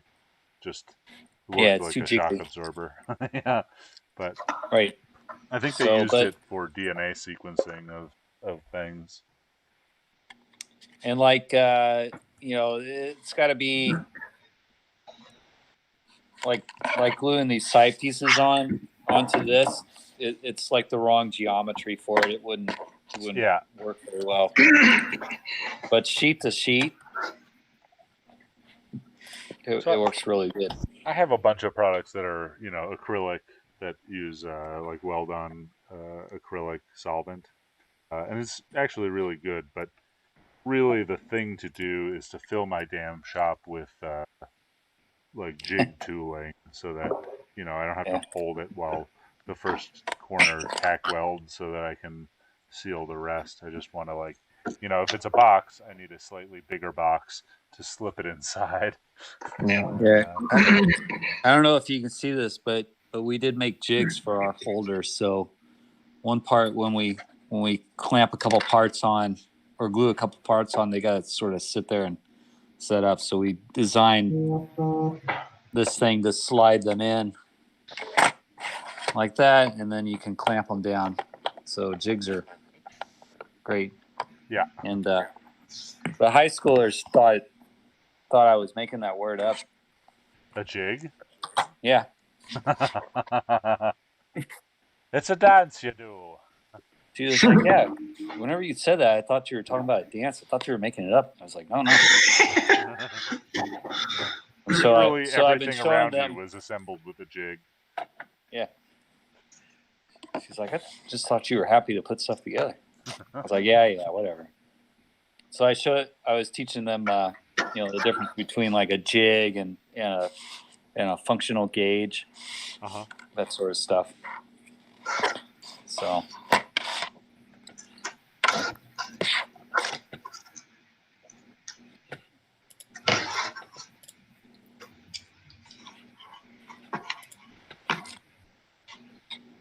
So how'd you make out for Christmas? Did you get lots of nice stuff? I got coal because I am a Jew. Oh. I am an anti-theist Jew. Okay. For Christmas, I got lots and lots of Chinese electronics that I need to turn into Christmas presents for good boys and girls. All right, fair enough. Actually, so Laura is not. Her parents sent us some candy, and her mom made these little Christmas tree ornaments. Not that we have a Christmas tree, but she made a little me and a little Laura. And Laura's mom's real funny. She has in her jewelry box, she keeps a French fry that she found at McDonald's with a face on it. It's like those people who find Jesus in a potato chip. But she saved this French fry for years, and I really love it. I often ask to see it, and, and she like quilted a little miniature Ethan elf holding a giant French fry with exactly the same face on it as on her magic French fry. That's awesome. Yeah, I liked it a lot. How about you, Jason? You get anything good? I got.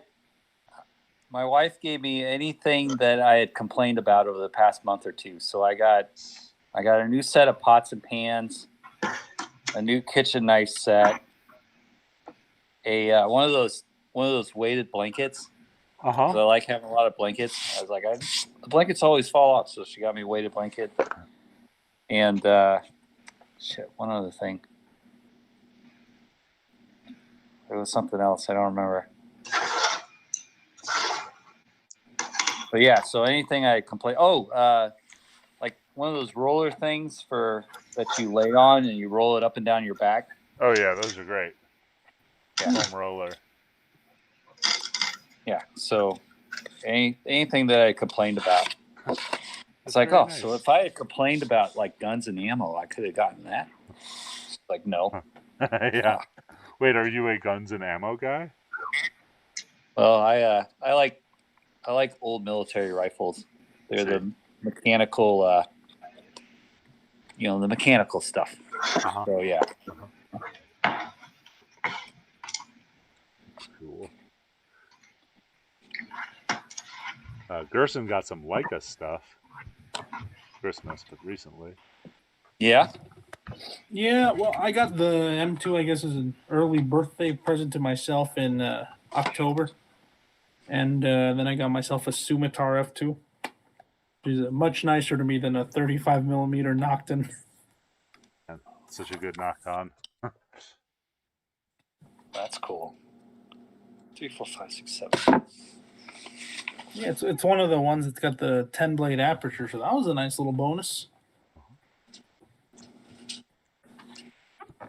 Gerson is always like horse trading cameras on the internet. I think that's how we met. I don't know. Yeah, it was the what are they called? I was selling something or you were Mew. selling something.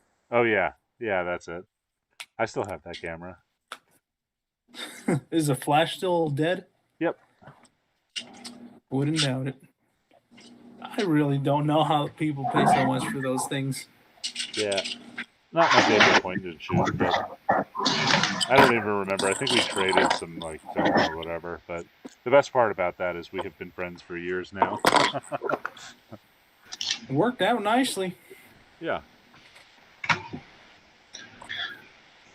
So I picked up 2 of these on eBay for Christmas. It's Oh, those are terrible. Oh, they are. They're the worst.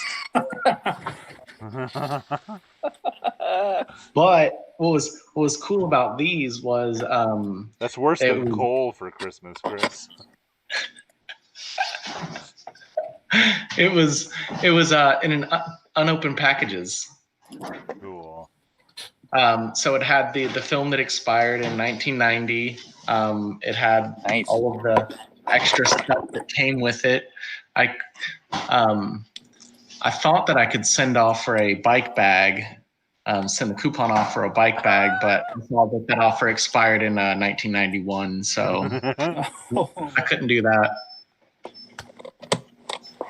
Have you shot anything with it yet? I'm working on that first expired roll. I'm on 13 of 24 exposure, so I'll shoot that, get it exposed, and see how that comes out. Cool.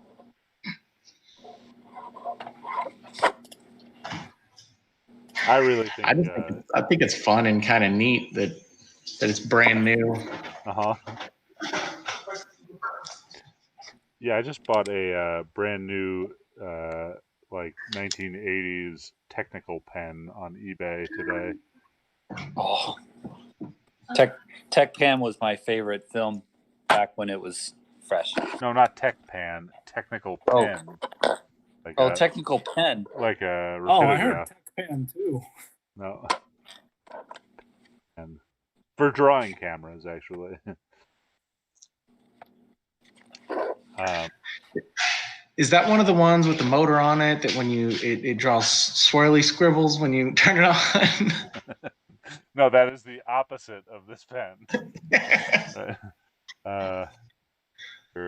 They're supposed to draw very straight, and or a lot of, like, one of the brands is an isograph, right? Like, which gives you a good idea of what it is. It's like a one thickness line for drafting. Although I never do any drafting past pencil because at that point I have a computer. Yeah. Yeah. Chris, do you have guys who are like professional draftsmen at work who still do anything on paper?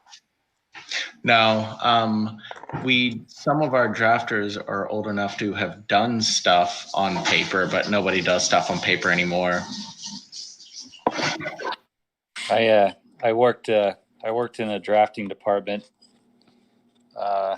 second summer after in college, and worked on updating drawings, paper and vellum, good old fashioned way. Your handwriting has to be really good. Did you go so far as like going to pen, or was it all pencil? It was all pencil. They had a I didn't get to use it, but they had a copier which did the cyanotype, the actual blueprint.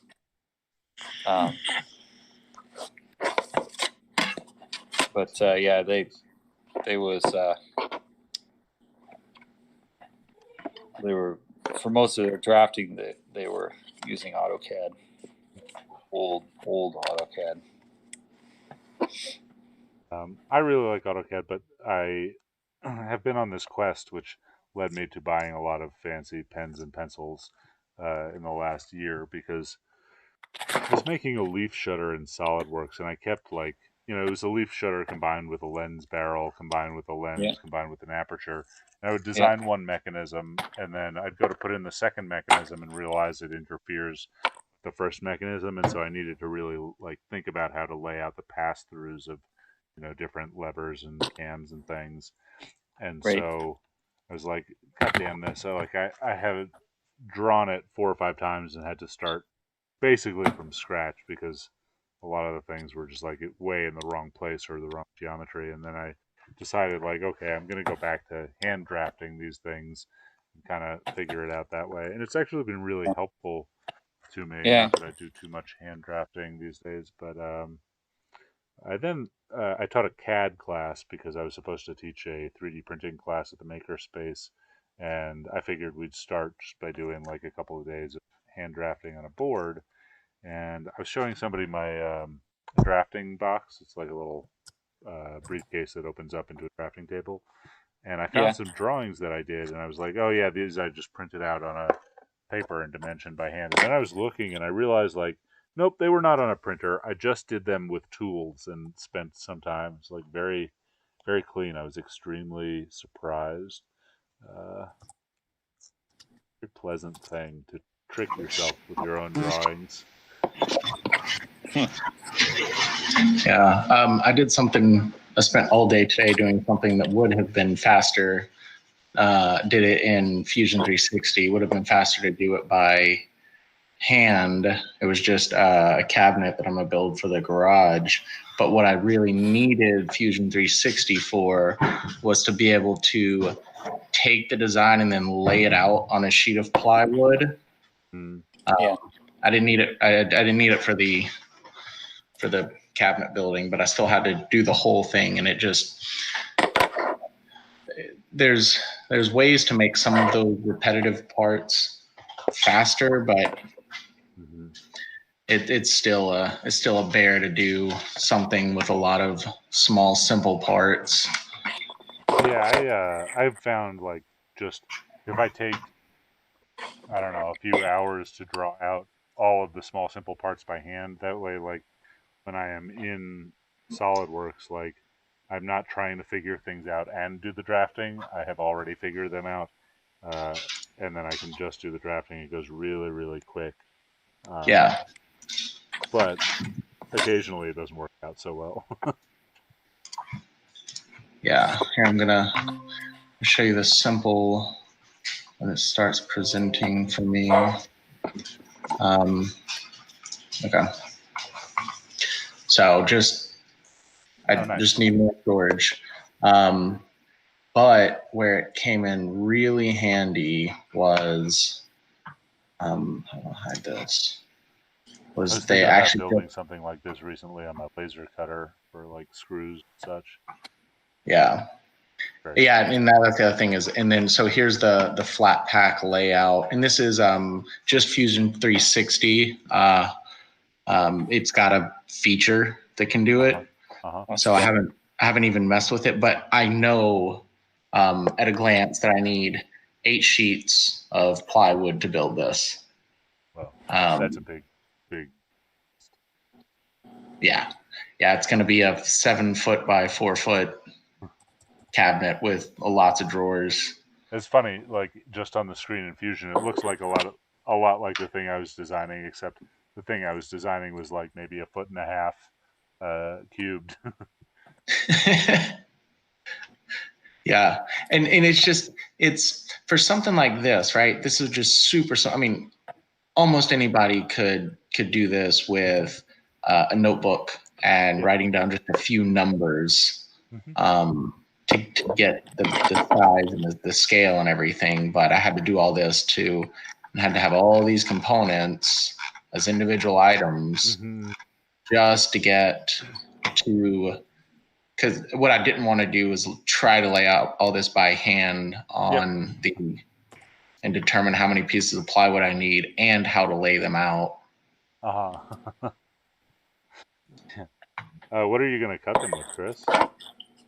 Honestly, because most of it is straight cuts, the fastest is going to be a circular saw. So you need 9 sheets of plywood. Yeah, actually, that's a good point. I would need like 12. Yeah. I thought about putting it on the Maslow, but then this would take 6 weeks worth of cutting 24 hours a day. It's not a very quick machine. I don't know if you know anything about it, but it's yeah, we have one in the makerspace. Yeah, it's nice, but it's slow, and it can't do a full depth of cut on a piece of plywood because it's only, it's got to cut through it. It's got to use its own weight, and that only pushes its own weight only pushes so hard. Yeah. You need some dumbbells to hang off the router. Yeah. And then you probably need bigger motors to move the router around and bigger motor controllers. Yep. Exactly. So yeah, I may cut out the drawer faces because they have a little handle cut out. But again, I made it simple enough so I could take a 1-inch Forstner bit and then cut the 2 radii and then take a jigsaw and cut the rest. Seems pretty good. And that still probably would be faster than programming the CAD and then letting the machine cut it out. Is this all 1/2-inch ply? It's a mix of 3/4 and 1/2-inch. So good, man, you just need a 1,200-pound laser cutter. Bob's your uncle. There we go. Problem solved. Yeah. Now, the only reason I was able to get the Maslow is because I was able to hang it on the wall. Yeah. And it's actually, I put it on big hinges, so when I'm using it, I have it kicked out at the angle. And then when I'm not using it, I have these feet that I put up and can just lay it flat against the wall, and it sticks off the wall in my garage about I don't know, 4 or 5 inches. Interesting.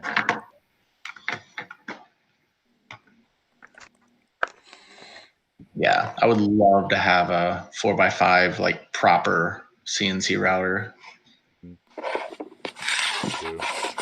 Really, I need space for it. My dad has a nice metal CNC. It's 4-axis, I think, which he was like, he would give it to me, but just like I have no space for it. And plus, like, to own a CNC like that, you better have, at least a horizontal bandsaw, and probably you're gonna want a drill press. Like, Yeah. I need the rest of the metal shop to make it work. Build a 5,000 square foot pole barn. That is my dream. Laura won't let me move out to where Gerson is in Moriarty. She's not into it, but I don't blame her. I'd like to live somewhere between where we live, up in the mountains, like to Harris or wherever. I think I could make some good buildings out there. Sure, you can find a nice little warehouse you could overtake.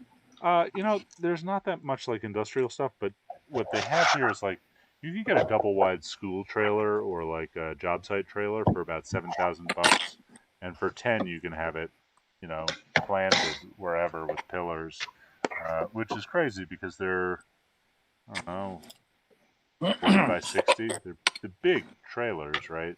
You drop 2 of them, you've in 2 days got a machine shop and a 3D printer farm like done. I mean, you got to run like plumbing and electric to the extent that you need it, but we found a house with some land out into Harris, then I don't need to poop in the shop, which means no plumbing, which the electrical is pretty easy to run. Cheap. You just go outside. Well, I mean, like my Nice my little shop, outhouse. I have water in the shop for the dark room, but like, okay, like my house is 40 feet away. It's 13 steps to get into my house and another 4 steps into the bathroom. Like, I don't need that in the shop. Jason, have you considered building an outbuilding? No, not here on my property. But what I would probably do when I move into a production space is I'll go. I'm on the north side of the Boston technology sector, so it's the old industrial revolution mill yards and stuff like that are all over the place. So there's plenty of production space. So what I'd probably do is go to the local towns and say, hey, I got a small manufacturing company. This is what my annual revenue is, and this is how many people I think I can employ. And I need this and this and this for a production facility. What do you have? And figured if I go to the Chamber of Commerce's and entice them with the carrot of employing some of their fine town citizens, then I can see what kind of rent and production space they can come up with. See if I can get any tax breaks or anything like that. So, because they'll do that. They'll do that out here because a lot of it is, empty. So, That much hoping empty space. I was hoping to do that this year, but COVID. Yeah. So maybe next year. Maybe next year.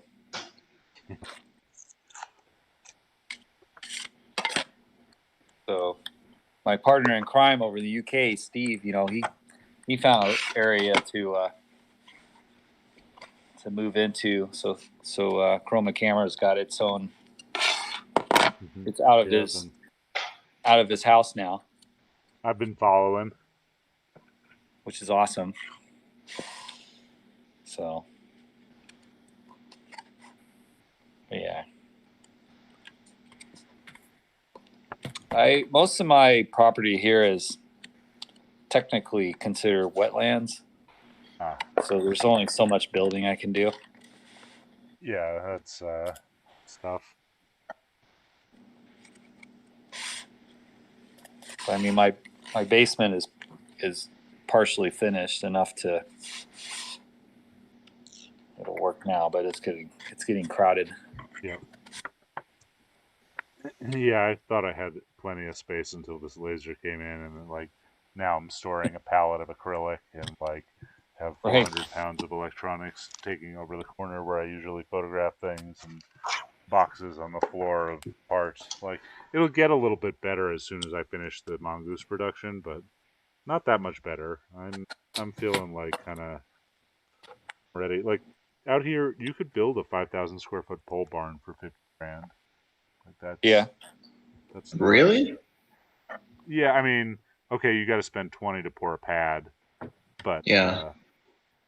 yeah. I mean, if you're not, if you're like in an unincorporated area where you're not beholden to people with permits and licensing, like it's pretty inexpensive. I mean, just a pole Yeah. barn, right? But Right.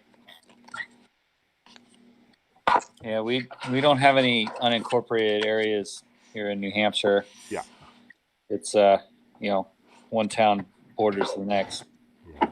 But even so, well, yeah, so it's like a residential area, so they wouldn't want it.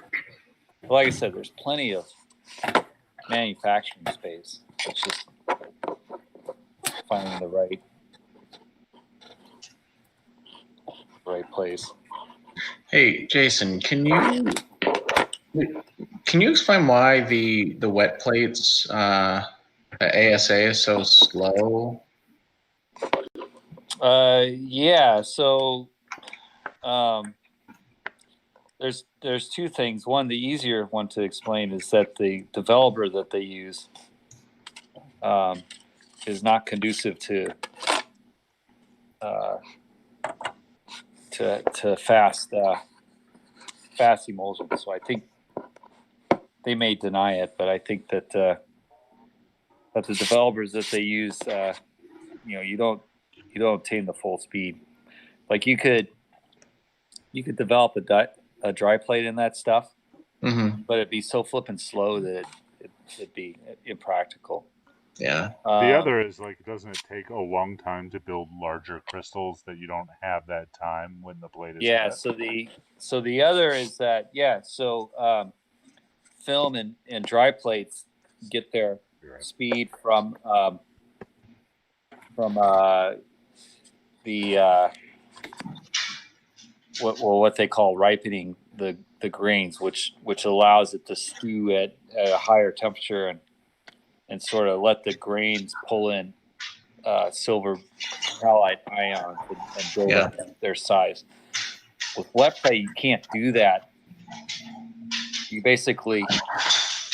basically a dunk and go. So the grains just start forming, and they're all a very small size, we were talking about limit plates earlier, but extremely fine, small, tiny grains, as small as you can get. Yeah. That's what you develop with. And so the speed, the traditional determiner of speed is the size of the grain. So the larger the grain, the more photons will hit the surface. And it's actually, I think, more correctly, the surface area of the grain. So with the wet plate just being essentially a single layer, also, instead of a finite thickness in a gelatin emulsion, there's just a small layer of grains. So all those things contribute to the very slow speed. Okay. Yeah. I think it was interesting. So, dry plates, sort of took over from wet plate, but it took a long time for it to be accepted. In part because during the 1870s, they were trying to figure out, there was a lot of experimentation and trial and error and people figuring out how to make the dry plate, the gelatin based emulsions faster. So like in 1871, when Maddox invented the gelatin based emulsion. It was just as slow as wet plate. Yeah. And then a few years along, somebody figured out that they could heat it up, and the emulsion was faster. They didn't know why at the time, but they eventually figured out it's because the grains were growing. But even then, it took some time to win over the wet plate enthusiasts. Yeah. Kind of like sort of like a similar thing that happened during the digital revolution. When everybody was shooting film, it took a while for the digital cameras to get good enough that it was a no-brainer to switch over. Right. Well, for most people, I never switched Yeah. over. So which I kind of always thought was fascinating. Sort of march of time and innovation. Yeah, Yeah. it's probably time, Jason, for you to get like a reasonable streaming setup. You're doing more interesting things than me. Well, let's see. I got we were BSing. I got 1, 2, 3, 4, 5, 6, 7, 8, 9, 10, 11, 12 4x5 plate holders started. Bad. I've got 31 over there. So that'll be a good start. So I've peeled maybe 200 of these things. Still more to go.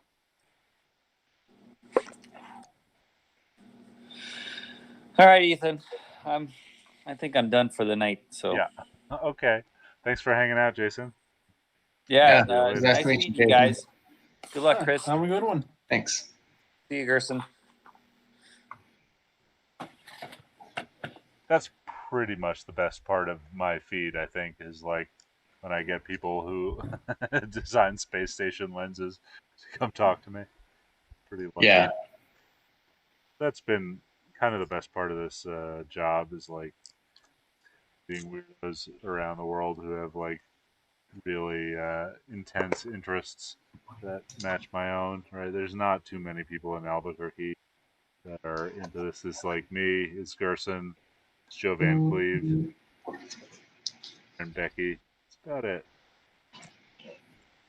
Yeah. What's funny is what you were saying before I got on. I was watching you on YouTube about how it's cool that you stream so that we can do this. And I think that's awesome. When I saw you, well, I think I explained this. I went down the rabbit hole of cameras and then pinholes, and then found Joe. And then from Joe, I found you, and then I found your website. And then I watched a couple more videos, and then I saw you were live streaming. And I was like, oh, cool. And it's neat to just hang out and talk to all these different cool people. Yeah. So Chris, I think you're probably a little younger than me. I am 36. I'm gonna guess you're about. I'm 32. Okay. So I was into photography when I was like younger than Gerson, probably like 16. And back then, there were photo clubs and things, and like they still taught it in high schools. But really, what was amazing back then is like photo.net. I had a friend who was like just Google searching me one day, and he was like, "Did you post something in 1998 about parabolic mirrors on flash units?" I was like, "Yeah, I think I remember that." But like, it basically was like all text based like chat boards, right? And so like you couldn't hang out with people. You could just post a question or an answer and come back like 2 days later, and maybe somebody in like Siberia would have an answer for you. Um, Yeah. pretty great that like all of this has become real time. And while the photographic community has certainly shrunk, or the analog photographic community, like it's, even though it's shrunk, like it's now the entire world is like one community rather than like New York and LA and Houston separate. Yeah. No, that is pretty cool. I got into let's see. The only film cameras that I ever had at any point were just the disposable ones. Uh-huh.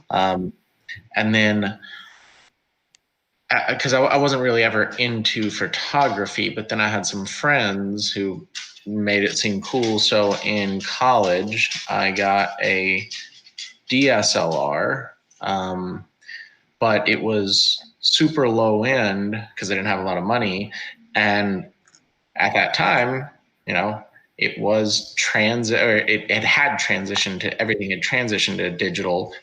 Some people were still shooting film. Movies were still shot on film. But everyone was offloading their film cameras. So I picked up a couple of film cameras and I started shooting them. But then even though the quality of the picture I was getting from the film was much better than the DSLR at the time, just the convenience of the DSLR, I was just like, it's nice, but I don't see myself doing this. But then as I got older, I've, gone retrograde on so much stuff. I've got Tandys and Commodore 64s. Cool. Yeah. I've got, now I've got more film cameras. I only have one digital. And if I can, I bring my film cameras everywhere. I'm trying to think what else I go backwards on. I don't know. I feel like lately I've been more interested in old tech and not just like lately, as in the past few months, past few years, been slowly and getting involved in more old tech. And then I've got a pinhole camera. Taking it back to the 1800s. Yeah. It's great. Yeah, I like the sort of mix. Yeah, and what I find with all these things, the old computers, radios. I bought a bunch of old radios too. Radios, the cameras. Is that I find that the online communities for each one of those is just super nice. They're helpful, but most of them are like super dedicated. So, the people still making games, new developing games for the Commodore 64. I just think that's super cool. I did not know that existed, but of course it does. Yeah. Yeah. And get this. I still haven't opened the box. I bought it a year ago, but I still haven't opened the box and tried to do it. But somebody made a Wi-Fi card for a Commodore 64. Wild. Oh, wow. Yeah. But okay, explain this to me. What do you have it do? Like, what? Okay, you've connected it to your LAN, but like, then what? So there are some old message boards that are still up and running, and they're running on, and that's one of the things that this Wi-Fi card does. Not just a Wi-Fi card; it's a Wi-Fi card / interface. You can go to some websites, and it will take that information and like configure it in a way that the Commodore 64 can read.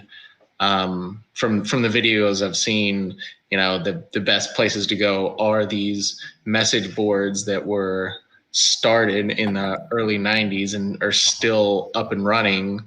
And I just got it because I watched a video of a guy doing it, and I was like, that is so cool. I want to do that.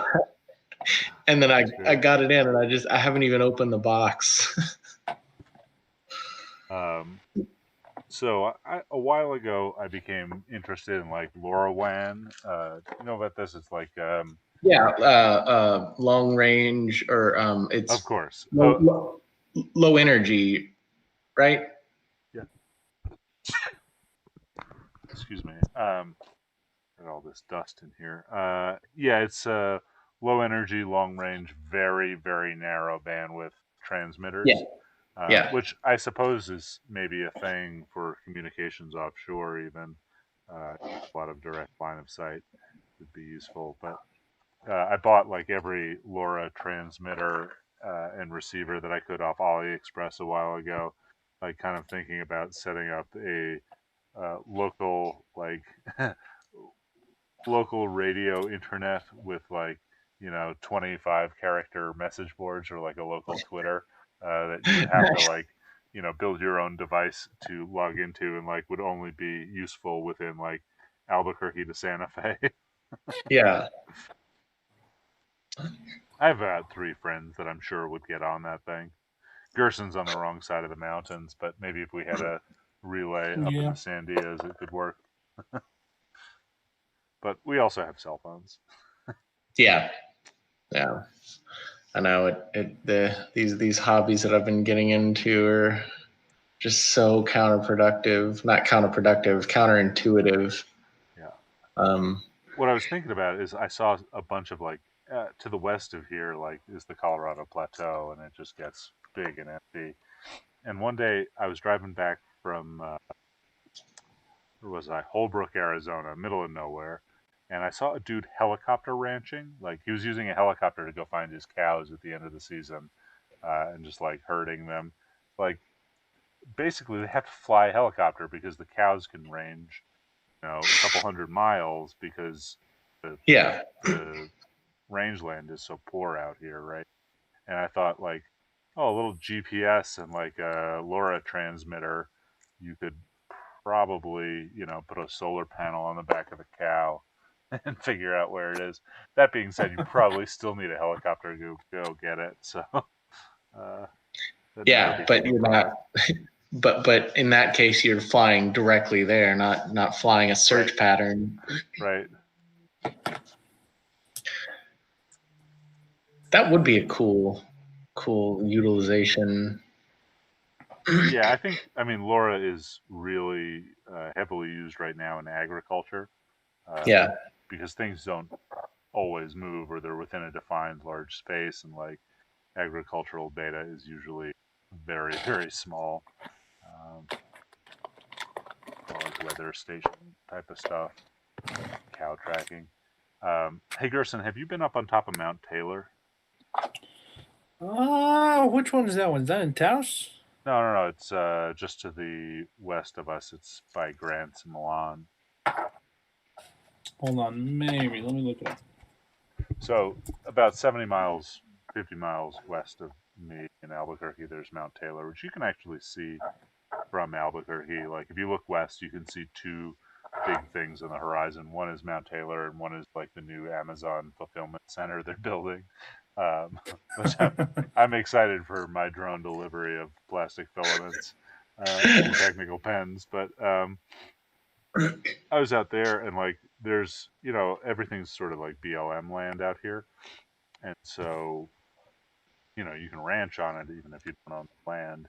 And I was up on top of Mount Taylor one day, and I saw mountain cows. Like I'm at 11,000 feet, and here come like a herd of cattle crossing the ridge.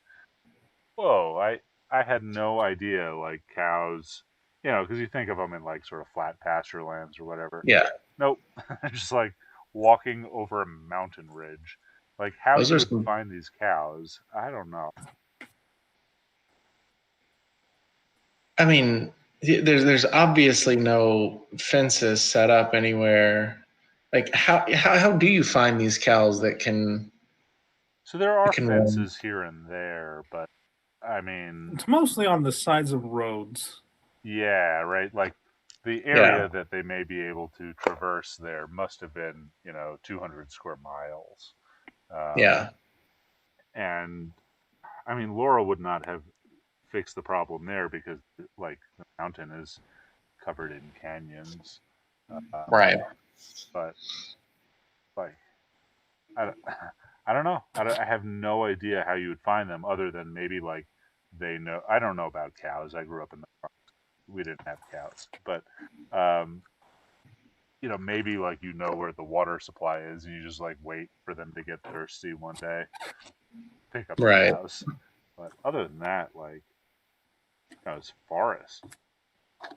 Although they were above tree line when I saw them. That's crazy.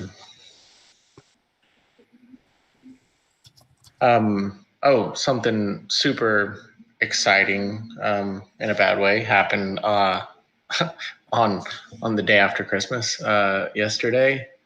I go out to walk the dogs, and my wife's car is not in the driveway. And I promise this relates to searching for cows.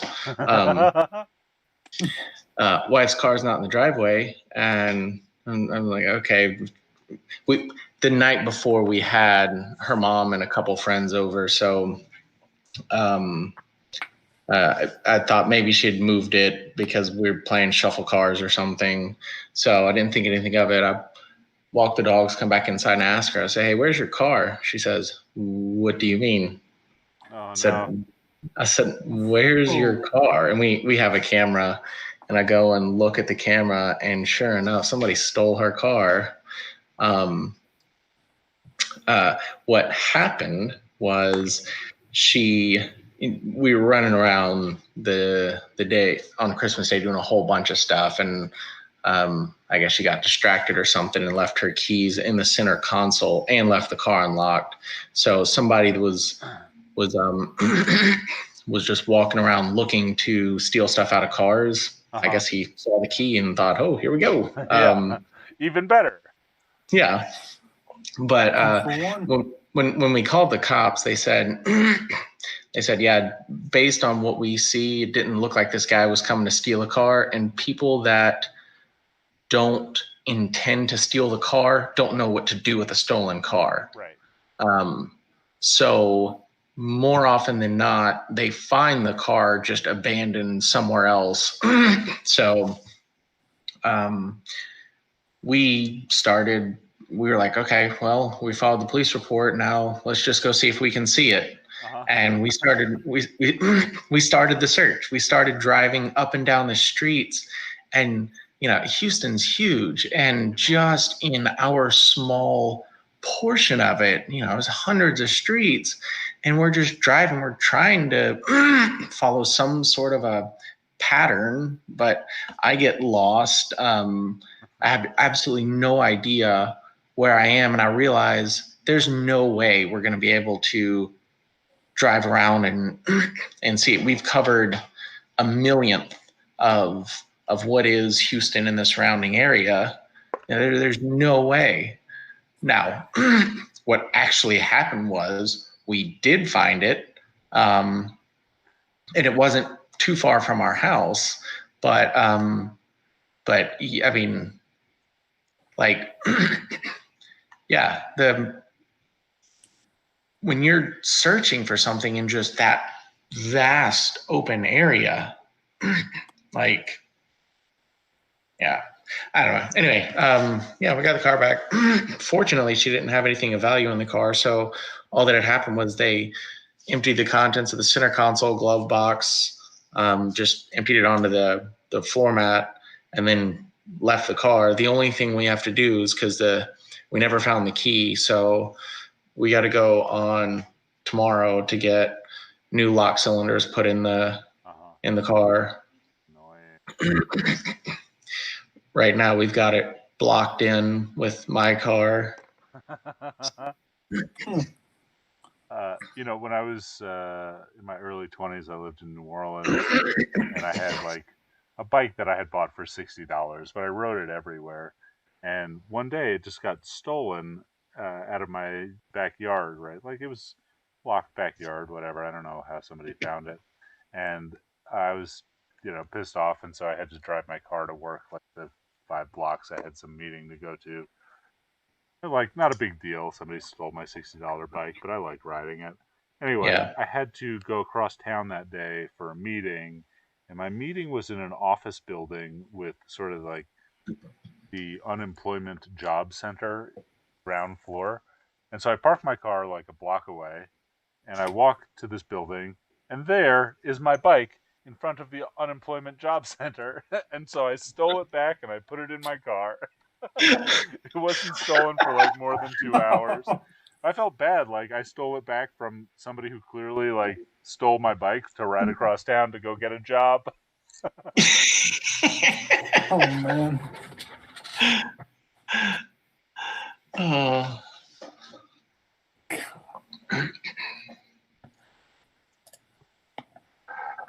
That's funny. When we first saw that it was stolen, we posted it on Facebook and stuff, just so everybody kept an eye out for it. It was pretty distinctive because it's got a folding bike rack on the back. So we're just like, keep an eye out for a Toyota with a bike rack on it.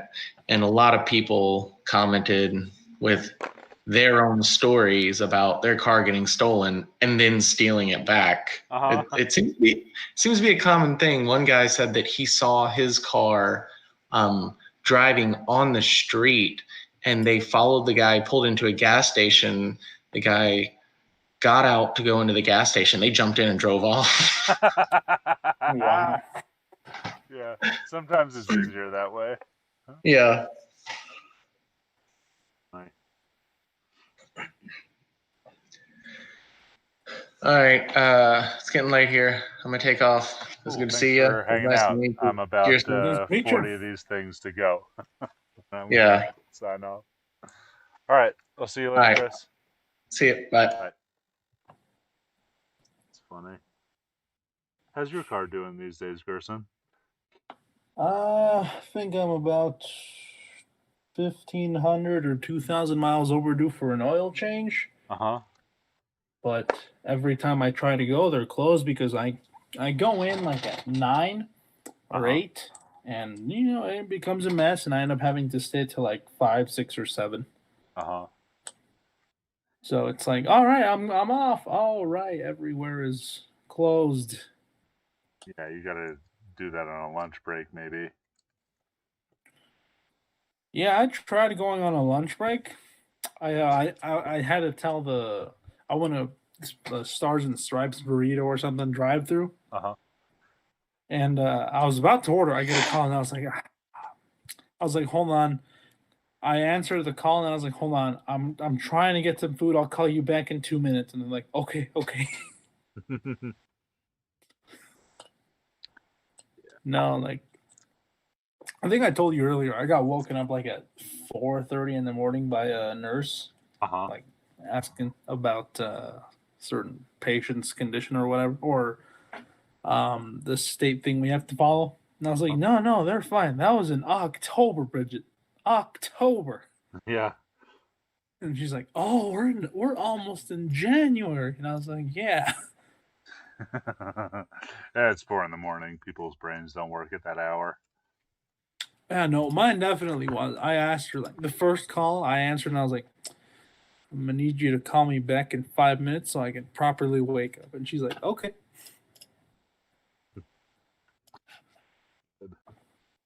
You going to work tomorrow? Yeah. I'll probably go in like at 8:30. Probably. Where are you working these days? Like, which center?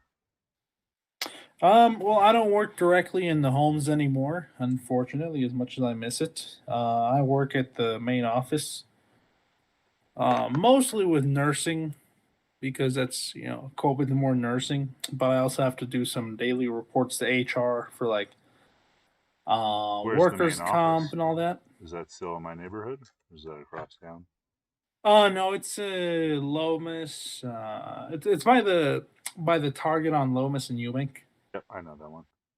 Yeah, I think it's right behind it. Gotcha. Yeah, that's Laura's Target. I think the only time I went there was to get citric acid for reversal processing one Sunday morning. But other than that, I go to the Walmart by us. Oh yeah, the what is it, Zuni San Mateo? Yeah, crazy Walmart. Yeah, I don't know which one's worse, that Walmart or Carlisle and Manalish. No, Carlisle and Manal is what I call nice Walmart. Yeah, it's definitely nicer over there. Although I have seen some real terrible people of Walmart over there, but there's like way less fighting that goes on in the parking lot. Oh, that's true. What else? Yeah, no. We went to try and go get boxes when they did the second or whatever lockdown on November 16th. We tried to go over to get some boxes just so we could like prepare some PPE for some of the homes. We ended up like, I was like, all right, I'll take the first half hour standing in line. Justin, you coming in for the second. Liz, you want to go in for the third? And she's like, oh yeah. And I'm like, okay, cool. Great.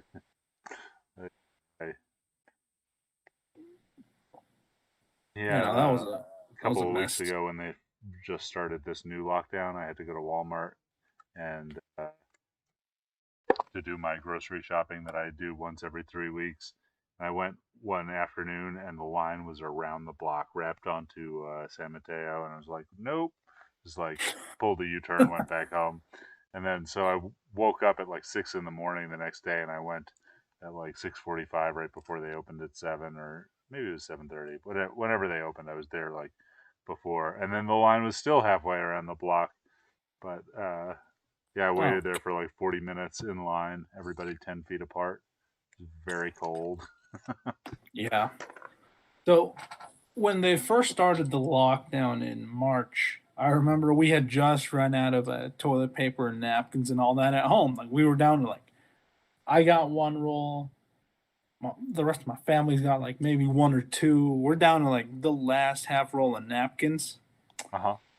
And we're seeing on Facebook and everything like, oh, people are buying the napkins and everything. So I told my manager at the time, I was like, Tori, I swear, I will have my sister send me pictures of our stock, but I need to go get some wipes and toilet paper right now. And I was like, and she's like, all right, yeah, go ahead. If you can bring some for the house, we'll give you this. We'll give you the the compensation for it. And I was like, all right, whatever, sure. And it worked out. I got a 32 pack for home, a 32 pack for work. Obviously, 4 people versus at least 16 at any given time is a huge difference as far as how much 32 rolls goes. And then when they did it again in November, I looked on I was with my coworker Justin. We were getting ready to go deliver like the weekly amount of PPE for like some of the homes that were in quarantine at the time, and we were like, "You're gonna go get toilet paper, aren't you?" And I was like, "Yep." I was like, "You too?" And he's like, "Yeah." I was like, "All right." I was like, "I'll go to the Walmart closer to the South Valley. I'll hit those How homes do they and not get get the one it in the like north." delivered industrially by like Cisco? How do we not get it? Yeah. Like, wouldn't it be so much cheaper and easier to buy like 500 rolls of toilet paper for all of the homes at once? It is, but we did it for one division because it's under licensed homes. The other divisions basically work like, all right, this guy is in what they call the DD waiver, and like he gets a certain amount of, I guess, money a month or whatever. And it's like, all right, we can allocate 3 people to a standard residential address and just have staff be there at all times.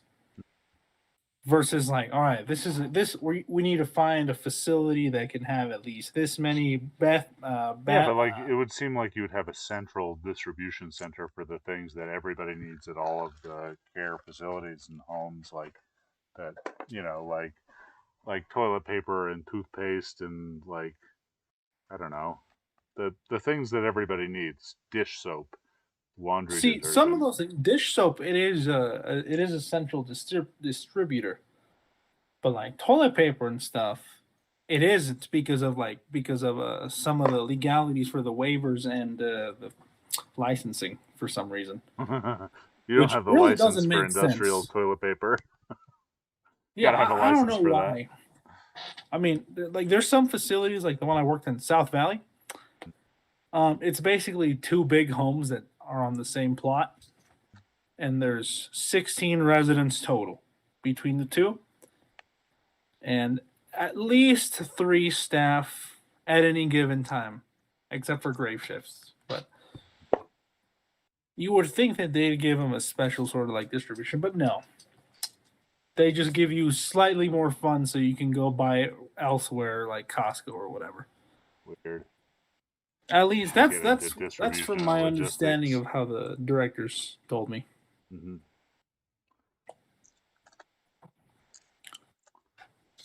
Oh man, 3 more to go. Then I'm gonna go make dinner. It's almost 9. Man.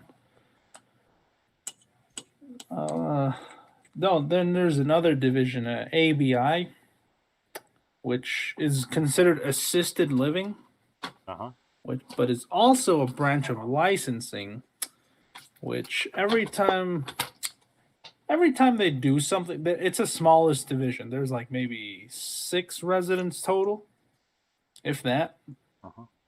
And every time like they make a big change, usually Intercare, the division that I worked in, follows suit about 2 to 3 weeks later. Which, if they're going to follow the current assisted living thing, we're going to run out of all our PPE within 2.5 weeks. Yeah. That's not fun. Yeah, because like the thing about Intercare is like they really encouraged you to not like wear scrubs or a uniform or anything, just because of some of the patients' histories, right? Like their own PTSDs, traumas, and all that. So I feel it's going to be a real like 180 to like what everyone heard when like we first got hired for those facilities.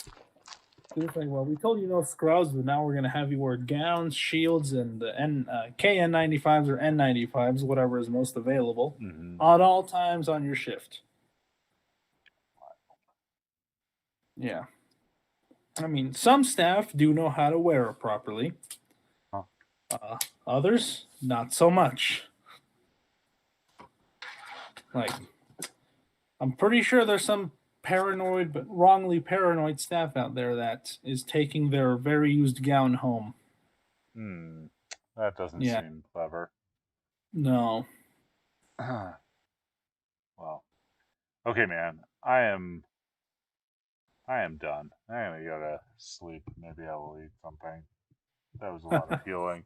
Look at how black my finger is from. Oh, good lord. Yeah. Okay. Well, I will be here all week. Come chill. I gotta get off now. I think I've done about 8 hours of this today. I think you started at noon, huh? Yeah. I started on live stream at noon. I've been working since 8. Whew. That's like 13 hours, almost 14. Yeah, I got a lot of stuff to do. I gotta finish all these mongooses before I can, do other fun stuff. Yeah. I owe a lot of people, a lot of machines. I'm trying to get out quick, but I'm getting there. Like, I'm getting to the point now. Like, I made this one. So this is the gate that we test fit earlier, and so I mounted a spindle assembly and a motor to it. Like, it moves nice and smoothly, and so now that I've peeled all these, I have all of the spindles and the spindle spacers ready, and then I have like 150 of these motors that I already peeled the motor mount plates to and mounted the motors to. So I think the next step is like to here, and then I'm gonna put them all aside and take a couple of days to solder all the sensor boards, and then I can just drop the sensor boards in, and the covers are no work at all. I actually have printed none of the dust cover that you slide in and out to dust this thing. So I think I can print 150 of them in a day. So I will, at that point, just print them all quickly and start making control boxes. But I think this week I might build like 150 of these scanner units or complete that many. I think How many do you have to do total? I gotta do. I have like 86 orders through Kickstarter, and I bought parts to build about 140 of them. Some parts I made like 150 units worth, and some parts I only bought like 120 units. Like the real expensive pieces to them, I only bought about 120 because I didn't want to sit on the parts. And they're also not like buried very deep into the machine, and so I can like partially build like 20 or 30 of them, and then if I sell out, from the 86 to 140, then I can quickly build the the prints there that are partial builds. But if I have to throw them away because nobody wants them anymore, nobody wants my stuff, I won't be out a lot of cash and components. But also, a lot of those components can go into the Meerkat. And yeah, anyway, I think, I'm going to try and bang out like 100 of these things this week. They're pretty close to being there. But at some point, I'm going to have to like make a soldering stream. Although one day I need to do soldering off stream because there's some proprietary information that I don't want to share on stream. I mean, it still doesn't work without 7,000 lines of code, but you know, uh, people don't need to know what type of sensor configuration array I'm using. So some of them are very simple, like just LEDs for illuminating the film. Those I will solder on stream, and then the main boards are like the most interesting to solder, but like there's nothing there that's proprietary, and so I think I am just waiting for buzzers so the thing can beep at you. Which, if they don't show up, this week, I'll just solder them all without buzzers, and then not put them in the case. And just like the day that the buzzers come in, I think it would take me an hour to solder 150 buzzers on, and then 2 days to screw the cases together. But I'm pretty good. I got a lot of the sensors for the sensor array in, and I got most of the RJ45 jacks, although I'm still waiting for 280 of them. But like I'm maybe 3 pieces shy now of having every component that I need to build full units, and so I'm hoping like by the time the last piece comes in, I'll have like 90% of every single one of them done. I'll be able to like take a day, put them all together, and then have to spend like 3 days packing and shipping everything, which will be fun. I think I'm gonna just put them in the van and take them to the post office up by the airport, where I can back my van to the loading dock. Although I don't know how they're Yeah. gonna feel about that in COVID, but my I would fill the mail truck with orders now like 2 times over. My mail woman is like 900 years old and 65 pounds, so she's I'm not gonna like make Yeah. her take 100 boxes like that. But I actually got in 150 motors. It was like just probably 80 pounds, 90 pounds of motors, and then like another 50 pounds of plastic. And like my mail woman is like, she's like this big, little old lady, super sweet. But she was like, could you help me? Like, yeah, great. Just chill. I spent 15 Yeah. minutes unloading her mail truck into my shop. Um, it was something. Gotta tip her for Christmas. I gotta find an envelope.